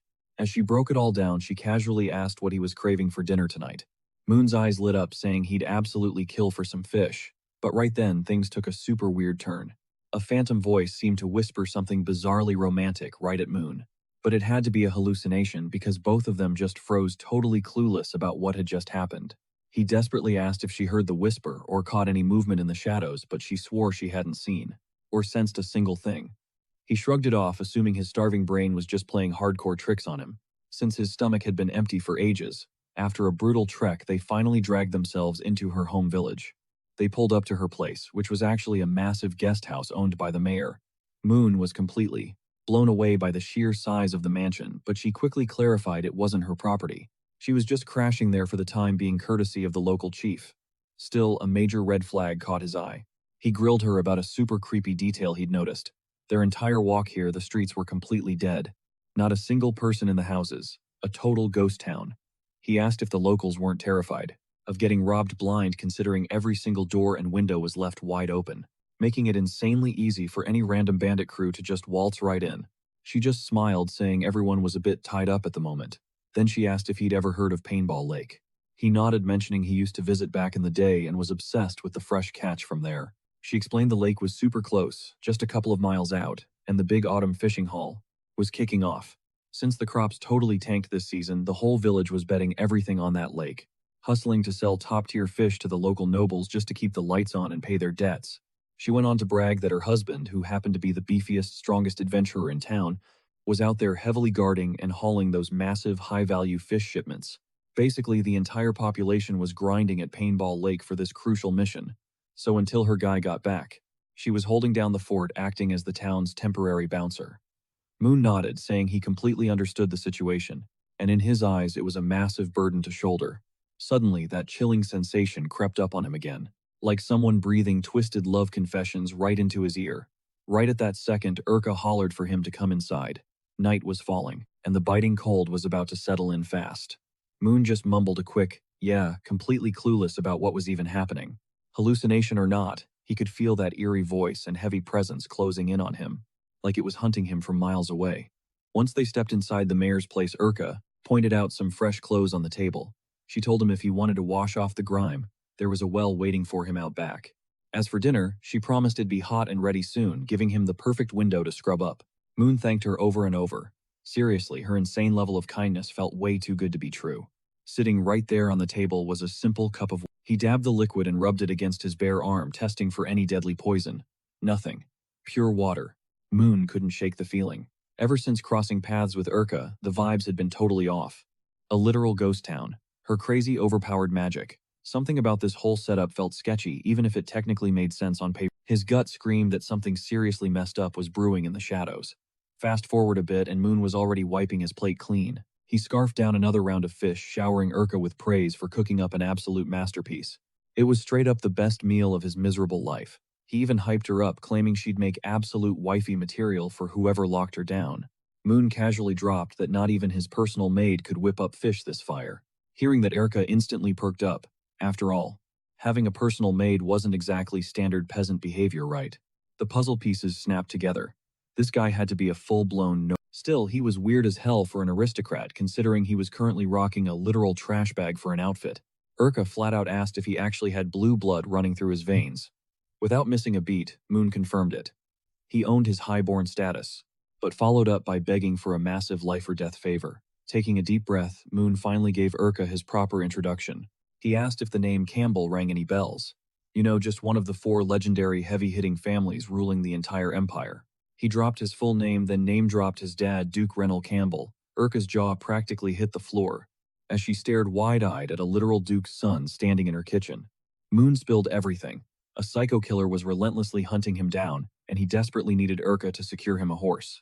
Her mission: ride straight into Campbell territory and warn the Duke that a lethal stalker was breathing down his heir's neck. On top of that, Moon begged to crash at her humble cabin just until the heat died down and he wasn't public enemy number 1. But Urka just busted out laughing right in his face. She wasn't buying this secret royal act for a second. I mean, in her world, untouchable VIPs didn't usually have crazed lunatics hunting them for sport, right? Moon's eyes narrowed. Clearly triggered, he snapped back that he was the real deal and this life-or-death crisis was no laughing matter. Squaring his shoulders, he threw down the ultimate bribe: pull this off, and she'd walk away with 10 to 20,000 mls. That kind of cash was absolutely wild. It was a golden ticket to live out her days like an absolute queen. Urka just snickered again. She called his bluff, claiming it sounded like pure fiction. Seeing her epic eye roll, Moon dropped the filter. He spilled every gritty detail of the absolute nightmare he'd just barely survived. Hearing the raw trauma in his voice, Urka finally caved. She took the gig and quickly apologized, finally recognizing the sheer terror burning. Swiping a random tool off the table, Urka casually admitted something shocking. She had actually been planning to let him crash at her safe house all along. Once the sun tanked, these woods were swarming with bloodthirsty beasts. Hiding out in her cabin was literally his only survival option, until his HP bar refilled and he got his full strength back. Moon was absolutely shook. He fully expected a massive argument, not an instant green light. Desperate for a reality check, Wait, you're actually taking the job and letting me crash here? She shrugged it off with an easy, yep, no sweat. Then her eyes gleamed. Urka pointed out that 20,000 amels was a crazy massive payout. To grind out that kind of loot from the guild board, she'd have to survive at least 30 hardcore quests. Most of those options were straight-up suicide missions, guaranteed game over, so passing up her offer. Yeah, that wasn't happening. Practically drowning in gratitude, our boy Moon called Erica a literal guardian angel for swooping in and saving his skin right when he needed it most. Fast forward to nightfall, and Moon is dragging his feet back to his room, feeling totally relaxed. Now Erica had dropped a little warning the bathroom was outside, so he really shouldn't wander out of the house. She told him to just hold it and wait patiently for the sun to come up. Plus, exploring the other rooms was strictly off limits, claiming even she didn't dare set foot in them. She pointed dead at this one specific door and dropped a heavy rule: do not open it. Ever. Moon's curiosity spiked. What was the big secret? Erica casually brushed it off, saying they were just air drying some animal meat in there. And if anyone cracked that door open, the stench of raw blood would bomb the entire house. Trust me, nobody wants to deal with that vibe. Moon nodded along, swearing he got the message loud and clear. She had zero reasons to stress. He promised not to lay a single finger on anything. With a sickeningly sweet smile, Erica wished him a super peaceful, totally restful night. He tossed the good vibes right back, telling her to get some sleep too, since she had been grinding all day, and that tomorrow was going to bring a fresh start. Boom. Door closed. Erica whispered this insanely sweet, "See you tomorrow." But inside, she was thinking about what a massive shame it was. Because, spoiler alert, poor Moon wasn't going to live to see the sunrise. Suddenly, fire magic flares up. Erica sparked at the exact second she locked in her twisted little plan. She was honestly hyped to have snared a noble, a legit aristocrat, right in her clutches. If Moon was the real deal, she was about to secure a massive bag. Alive nobles were literal gold mines. But dead, they were completely worthless, not even worth a single penny. As she pushed open a door, she coldly declared that Moon was going to be the final sacrifice for the god of love. This was a non-negotiable step. If she wanted to grab the one thing she craved more than anything else in this world. Hard cut to the outside, and guess who was lurking? None other than the wildly obsessed Anne. Yep, Anne was hunting Moon down. She had managed to snag a ripped piece of his trashy clothes. One sniff and she instantly recognized her precious young master's scent. She was honestly shook, wondering, how the heck did he manage to wander off this far? Spotting a tiny village just up ahead, Anne smirked. Running away was completely pointless. It was just a matter of time before she tracked him down. Anne knew deep in her bones that no matter where Moon tried to hide, she would catch him. It was a 100% guarantee. Flashback to the house. Moon is knocked out cold, totally dead to the world. His face scrunches up, and yep, he starts waking up. The dude jolted awake because he chugged way too much water before hitting the hay. And we all know the drill: if you down a ton of water right before bed, you are definitely waking up at some ungodly hour.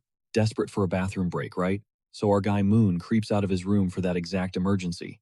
But on his way, he catches a faint bark echoing from that exact door Erica explicitly banned him from touching.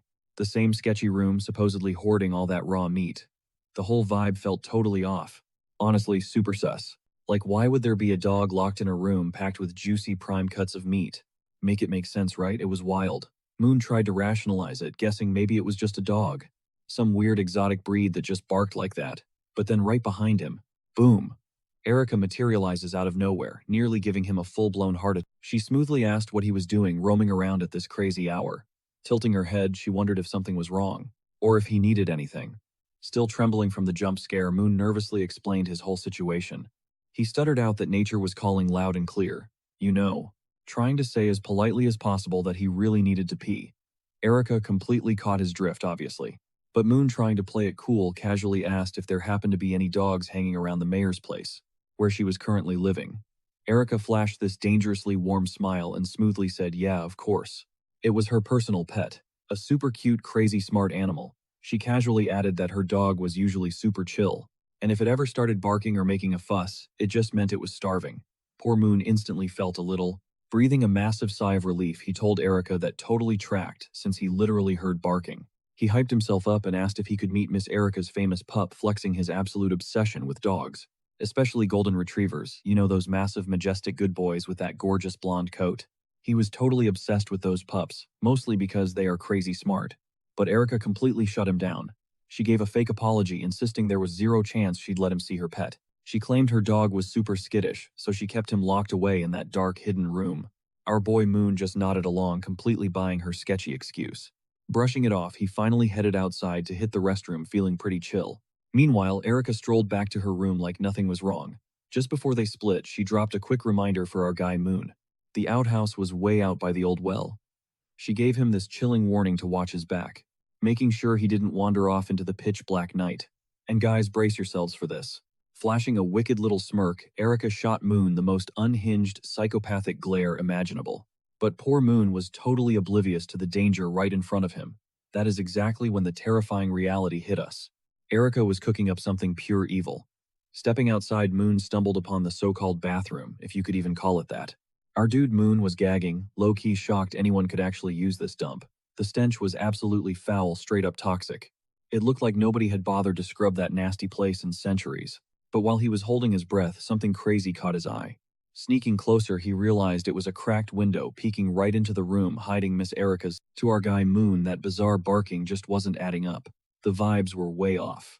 So going full stealth mode, he tiptoed up to the glass to snoop around. He figured taking a tiny peek at Erica's precious dog wouldn't hurt anybody, right? But boom. The horrifying truth slapped him right in the face. Erica's little pet wasn't an animal at all. It was Colt. The very guy she claimed to love. Erica was literally petting him, cooing that he was such a good boy, telling him he was all full now, and ordering him to keep his mouth shut. Not a single peep. While he fed right out of her bare hands like a stray, Erica whispered to Colt that their new guest, Moon, was still pretty useful for her sick game and that Colt just needed to endure this a little longer, because tomorrow she promised to finally grant him his freedom. Moon was totally frozen, realizing Erica was a literal psychopath, a straight-up lunatic. And at that exact nail-biting moment, snap, his clumsy foot crushed a dead branch. Erica's head whipped toward the window at the snap. "Who's creeping out there?" she snarled. "Who has the guts to spy on me?" Trying to play it cool, she chillingly called out, "Mr. Moon, is that you?" Then bam. She violently ripped the window open, but she found empty darkness. Nobody was there. Or so she thought, because if you pan the camera up, you spot our sneaky boy Moon. This absolute legend was clinging to the brick wall like a freaking gecko, insane. Our guy definitely has top-tier survival reflexes, pulling off some real acrobat stuff. Down below, Erica muttered to herself that waking up this twisted god of love was going to take a bit more time. Ugh. She ordered Colt to stay put, saying she was going to hunt down Moon and see if he was the one lurking around. Knowing he wasn't about to stick around to get murdered, our smart boy Moon seized the golden opportunity and dipped out fast. His mind was blown. He couldn't fathom Erica was this unhinged and utterly ruthless. She gave off such sweet, innocent vibes. That guy chained up in the room, the one pretending to be her precious pet dog. That was actually the husband she casually brought up during dinner. Moon's brain was short-circuiting. He could barely grasp the fact that he had literally just outrun one crazy yandere only to faceplant right into another top-tier psycho. A legit yandere nightmare. Just his luck, right? The ultimate irony. Dodging bullets to step on a landmine, Moon's brain started working overtime, connecting the dots of all the creepy red flags he'd ignored. That ghost town waiting line with 0 living souls. The retired adventurer treating her own husband like a mangy mutt. That sketchy drop about a mysterious god of love. Erica's dark, messed-up ritual, and all those bone-chilling noises creeping through the walls since he arrived. He actually thought Erica was going to save him, but damn, he couldn't have been more dead wrong. Erica was a total walking red flag, a literal mastermind, and she only wanted to use him for her own twisted agenda. Her dark master plan, number 36, guys. There was only one option left. Get the heck out of Dodge, and fast. Go grab a quick shower, and run as far away from this unhinged yandere as humanly possible. Seriously, lay low. First our girl Emma lost her mind, and now Erica's pulling the exact same stunt. Like one crazy stalker wasn't enough. Now Erica is joining the chaotic roster. What a massive headache.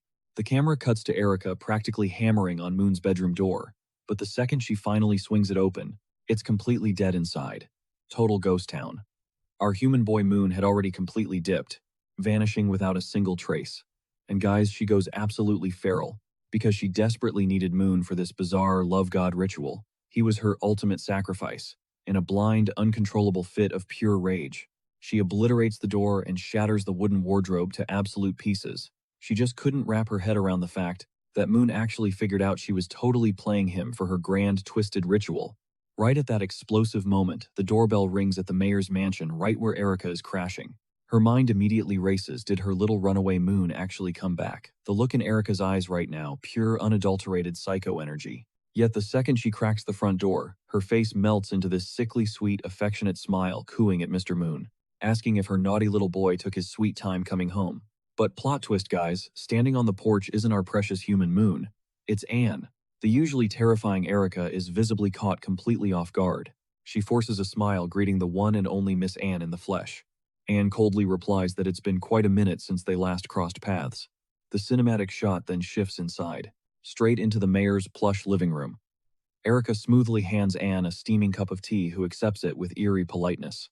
Erica tilts her head, asking why Anne is still rocking a maid uniform, casually dropping that it looks super cute and charming on her. Anne casually brushes it off, explaining she sprinted out of the manor so fast she literally had zero time for an outfit change. Then she narrows her eyes and asks Erica why she keeps calling her master, because she has absolutely zero of ever teaching her a single thing. Erica practically pouts, asking if her favorite mentor forgot that easily. She claims that Anne's priceless guidance gave her the bold courage to finally embrace her truth deep down in her soul. And wait, it gets crazier. She says it was Anne's top-tier relationship advice that actually pushed her to confess her obsessive feelings to Rosh, her beloved hubby. Erica's eyes light up as she asks Anne if she wants to see something totally mind-blowing. Anne is visibly weirded out, questioning what on earth she's talking about. What's the big secret? Erica just smirks, whispering that she wants to show off the ultimate fruit of her hard labor. She practically skips out of the room to eagerly fetch her little prize. But while she's gone, the camera focuses on Anne, who suddenly catches a super weird vibe. The whole atmosphere of this house feels incredibly off. Her eyes widen. There is zero doubt in her mind. Moon's scent. The unmistakable addictive scent of her young master is overwhelmingly thick here. It's everywhere. Anne knows her master's scent better than anyone, and it is heavily soaked into every single corner of this room. But wait, it's not just his cologne. There is a deeply metallic stench of blood. And guys, it's not just a drop. We're talking an absolutely terrifying crime scene. While Anne is frozen in her dark thoughts, Erica bounds back into the room, shaking with pure excitement to reveal her absolute masterpiece. And let me tell you, Anne's jaw practically hits the floor when she sees what's standing there. Erica proudly presents her husband Roche and commands him to greet their VIP guest. In response, this grown man literally starts whining and barking, like an actual dog. Erica baby talks him, telling him to give paw like a good little puppy, and he obeys without a flinch, acting completely like a domesticated pet, with zero hesitation. She even strokes his hair, cooing about how he is just the most perfect boy, her absolute best friend. As Anne stands there watching this insanely cursed scene unfold, she just thinks to herself that she had no clue married couples were into this kind of hardcore, freaky roleplay. She finds the whole dynamic totally assuming it's just some normal, spicy bedroom fantasy. But guys, here is the most crucial detail of this entire scene. Anne is completely clueless that Erica is literally a full-blown yandere just like her. So we have two absolute psychopaths casually sipping tea together. Anne flashes a grin, telling Erica she actually did a phenomenal job, and that she's so proud of her progress. Erica actually gets all blushing and shy from the hype, telling Anne that she really learned from the best, her ultimate master. She took her romantic obsessions way past the limit. We are talking next-level love games. She fully believes Anne's hubby needs to belong to her body and soul. No boundaries, zero exceptions. Erica admits she is nowhere near that level of control with Roch, but Anne completely brushes it off, insisting Erica is doing way better than her. Like it's not even close. Spilling the tea, Anne confesses that she got a little too comfortable, dropped her guard, and actually let her sweet young master slip right through her fingers. The sneaky. Erica's eyes light up with burning curiosity. Wait, is her absolute obsession the young master, Mr. Moon? That name drops like a bomb. Anne freezes, a tiny chill of panic crawling up her spine, but she nods, confirming that yep, her darling is none other than Moon himself. Desperate, Anne practically begs to know, did her man seriously crash at this house? Like recently, Erica casually drops the yes, he was totally here. Panic mode activated, Anne demands to know where he is right this second, spiraling, and wondering if he was literally just standing there a minute ago. Erica spins her story claiming she came home to find Mr. Moon totally wiped out running on empty, so she dragged him inside, hooked him up with a hot meal and some fresh clothes. She swears she just offered him a safe spot to chill, but the second she checked on him after a bathroom break, poof, Moon had vanished. Bro pulled a ninja vanish, ghosting her without dropping a single word. Heart-pounding Anne grills Erica on the exact timeline. How long ago did he bolt? Erica smirks. Maybe 2 hours, tops. It literally just happened. But here is the insane plot twist. Erica was actually plotting to sacrifice Moon in a twisted ritual for the love god. A pure psycho move that Anne was totally clueless about. Look, Anne is a full-blown yandere. And rule number 1, you never ever touch a yandere's man. It is basic survival. Playing innocent Erica tells Anne to chill out, because she just picked up a crazy good tracking spell. She promises to lock onto Moon's trail. Guaranteed. Her logic. Pitch black outside. Dude could not have sprinted that far in the dark. Poor guy. If they move fast, they can absolutely drag him back before sunrise. But wait. Erica suddenly pauses, claiming she needs to go grab a crucial item. Just a little prep work before kicking off the magic. Swallowing her anxiety, Anne agrees to wait tight. But before dipping out, Erica drops a heavy warning. This place, not her house. It belongs to the mayor. Huge red flag. She tells Anne she better sit pretty right there in the bedroom. And absolutely no snooping around the rest of the crib. Got it. Anne nods, playing the perfect guest, promising to stay glued to that spot until Erica gets back. Left alone, Anne slumps onto the bed, her heart practically bleeding for her darling Moon. She curls up, burying her face into a pillow, completely crushed. It stings so bad. The guy literally sprinted across 3 entire... Wondering if she messed up. Did she not baby him enough? Should she maybe loosen the leash just a tiny bit? Give him some breathing room instead of treating him like a prisoner. Because right now, it is painfully obvious her young master absolutely and she is just baffled. Why on earth won't he just surrender to her intense, suffocating love? It's not like she is a monster, right? I mean, okay, maybe if she hadn't tried locking him in a literal dungeon and force-feeding him mysterious monster meat. Yeah, totally unhinged behavior. Maybe if she skipped that part, things would be a little smoother, right? While she is over here hugging a pillow, acting delusional and pretending it is Moon, a shadow bursts in. Enter Roch, Erica's so-called husband. The dude who literally acts like a broken, traumatized dog despite being a full-grown man. Out of nowhere, something horrific hits him. Roch drops, shrieking his lungs out in absolute gut-wrenching agony. He starts screaming at the top of his lungs, begging anyone listening to run. Get out, don't stay in this cursed house. Shukan asks if he is okay, even though it is blindingly obvious the dude is having a total meltdown. He ignores her, just chanting that one terrifying name over and over. Erica. Erica. Stay the hell away from Erica. Do not let her near you, he howls, his voice completely shattered by pure terror. Then he drops a chilling warning about the room at the end of the hall. They are all in there. The last room. Do you get it? He begs her to sprint for her life to get out before Erica corners her and drags her down into the exact same nightmare. But then the vibe shifted completely. Roch snapped back to reality, slipping right back into his role as Erica's loyal little lapdog. The ultimate good boy. Taking a beat to process the madness, Anne locked eyes on that final heavy door, wondering what kind of top-secret twisted stuff Erica was hiding back there. She grabbed the handle, tugging hard, but that thing was locked tight.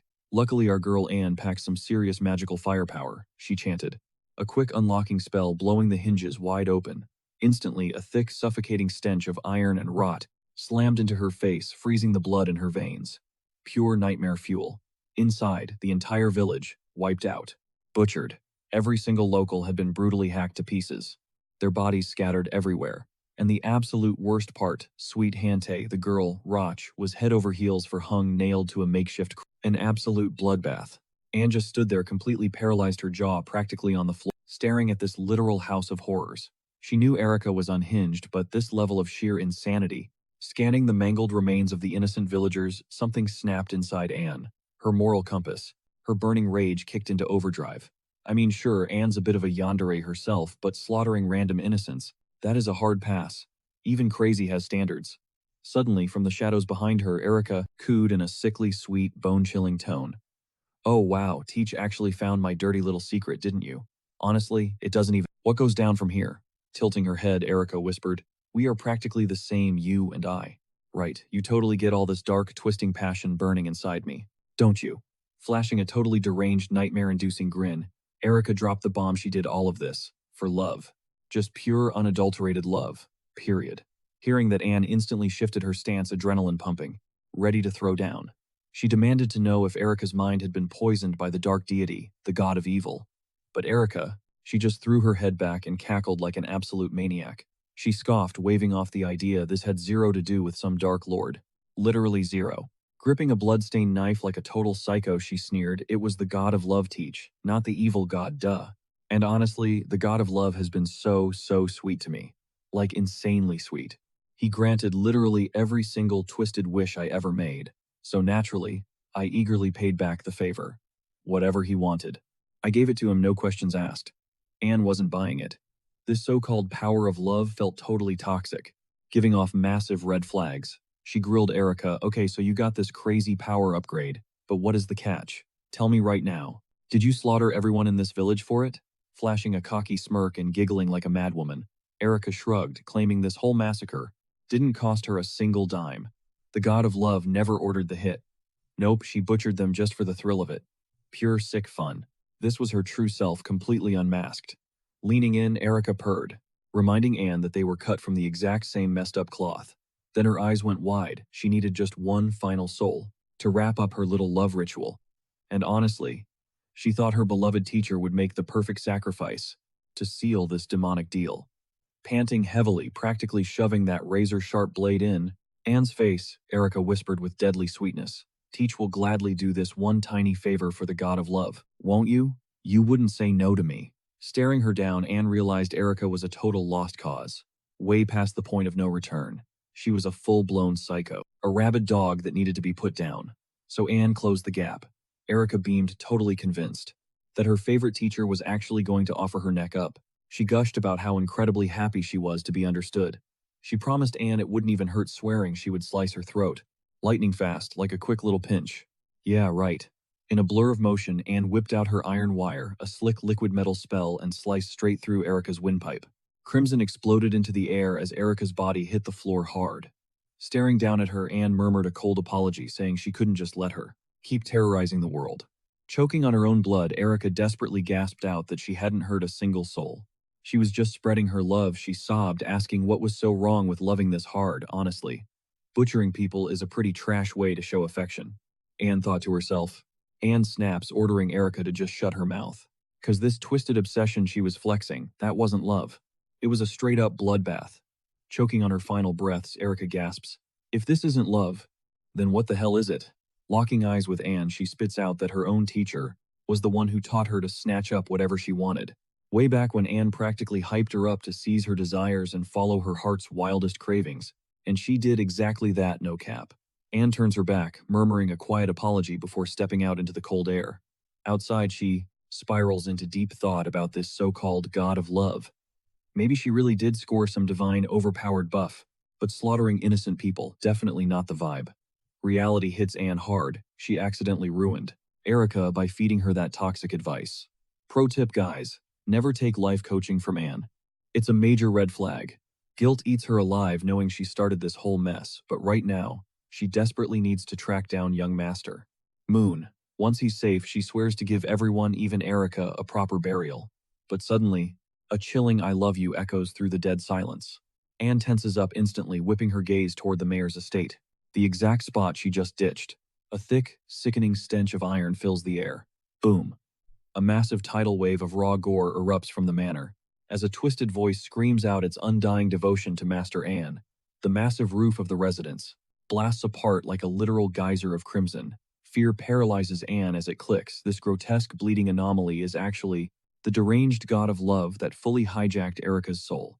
Smash cut to Moon sprinting for his absolute life, zipping through the shadows like a total blur. His lungs are burning after running forever. He's convinced he's gapped everyone, totally untouchable, not even Erika could catch him. But right as he drops his guard, wham, Anne gets launched across the sky from the mayor's estate, hurtling straight toward him. She barely misses Moon, totally sideswiping him and leaving him absolutely shook. What the heck was that? Smoke billows up near a battered tree and he spots a human figure flying through the air. Dude literally thinks he's witnessing a meteor strike. But then a weak human groan cuts through the dust cloud. Pushing through the wreckage to investigate, his jaw drops. That familiar voice. It's Anne. Yep, what an insanely chaotic reunion. He catches sight of her deeply bruised, shattered body. Despite the agony, Anne flashes a relieved smile, seeing young Master Moon alive. but panic creeps in. They are sitting ducks here, even coughing up blood with busted bones.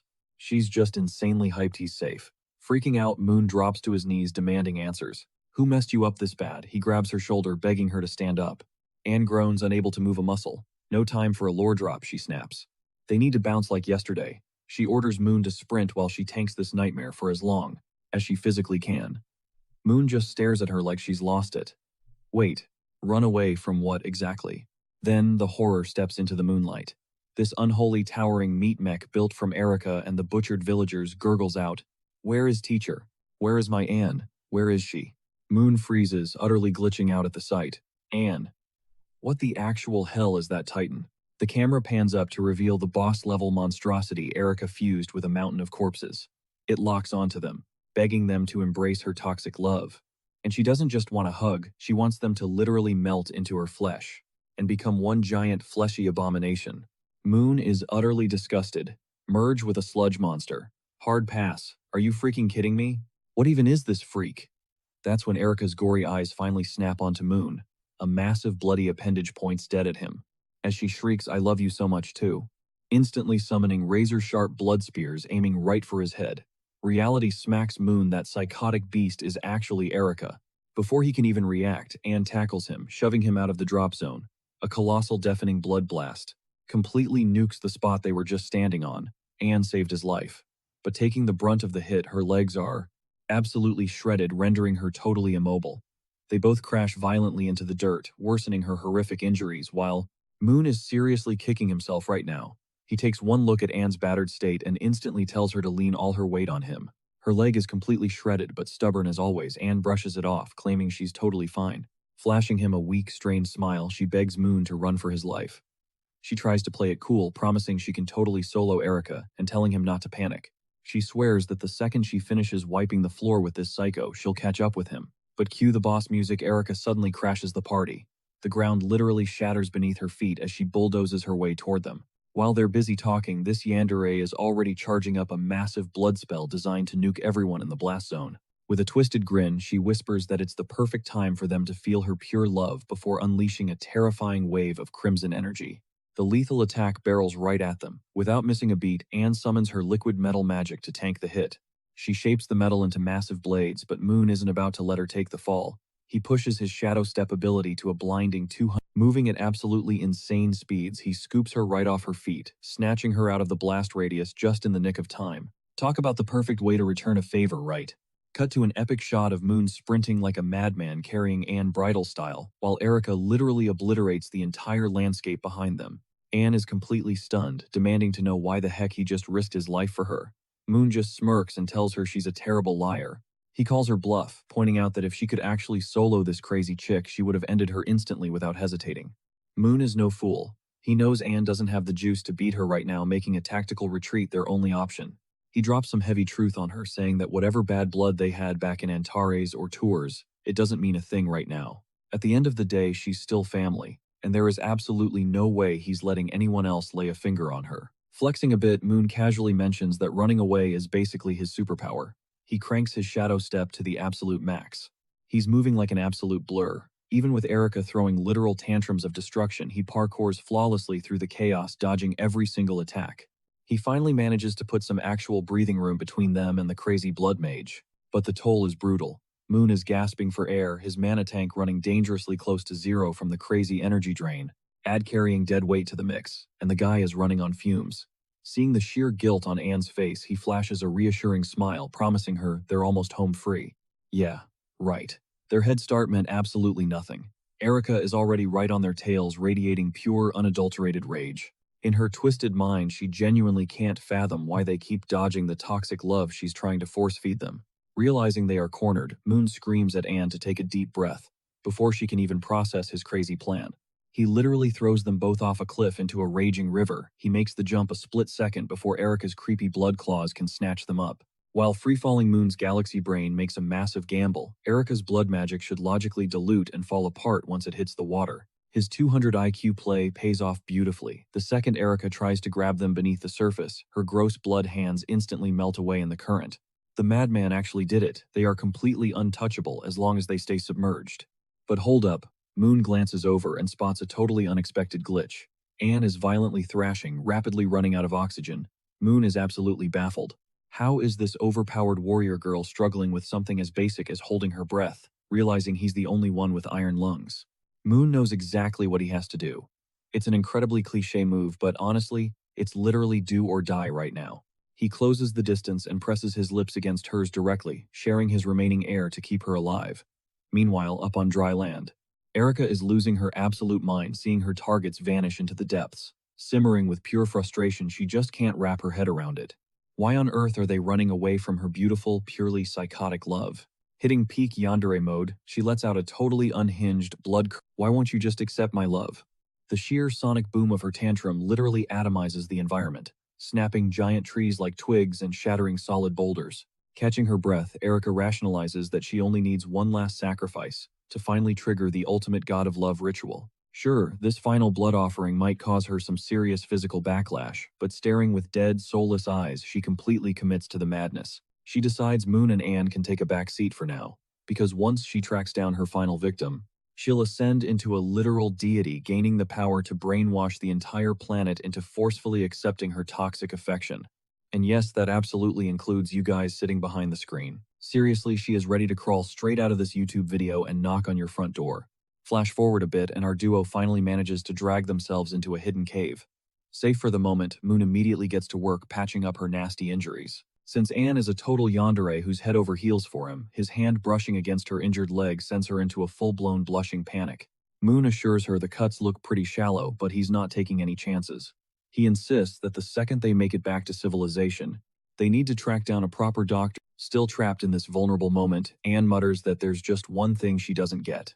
Moon tilts his head, asking what's on her mind, and she finally breaks, demanding to know why he even bothered saving her.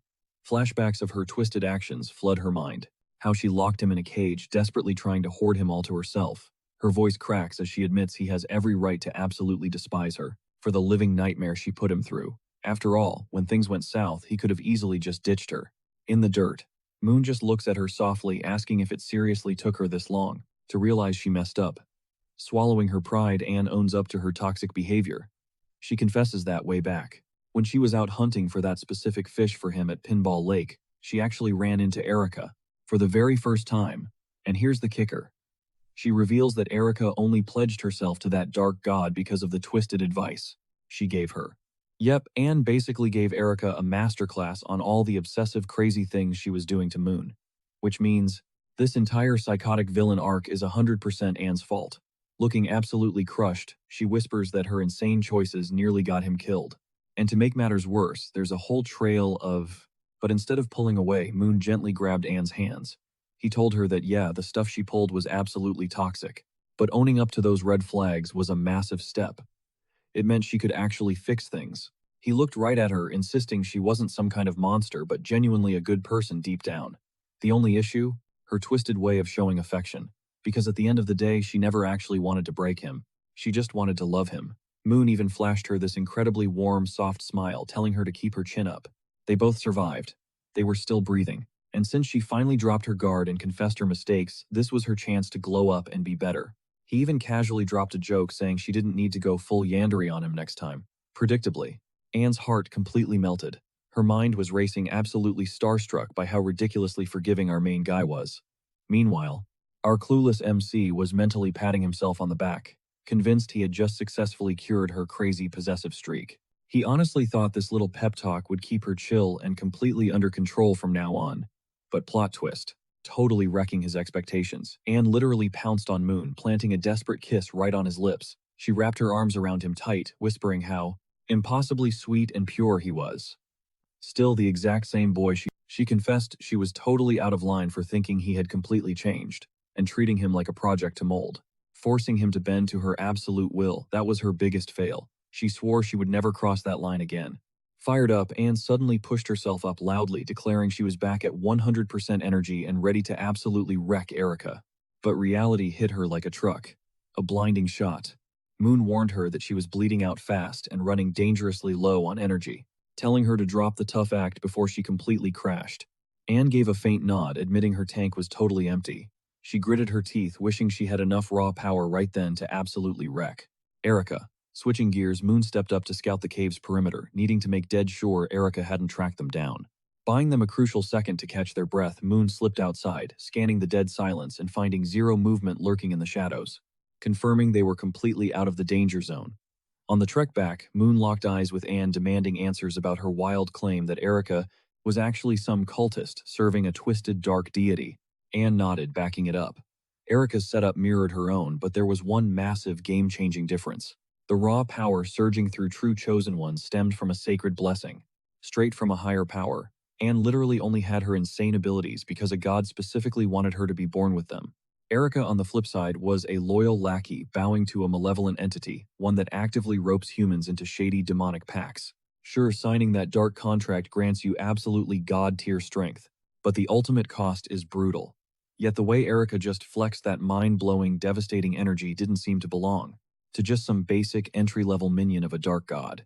Anne pointed out that while trading blows with her, Moon could literally feel Urka's dark energy skyrocketing. It wasn't just massive, it was mutating, expanding by the second. That's when a terrifying detail from the original storyline clicked in his head.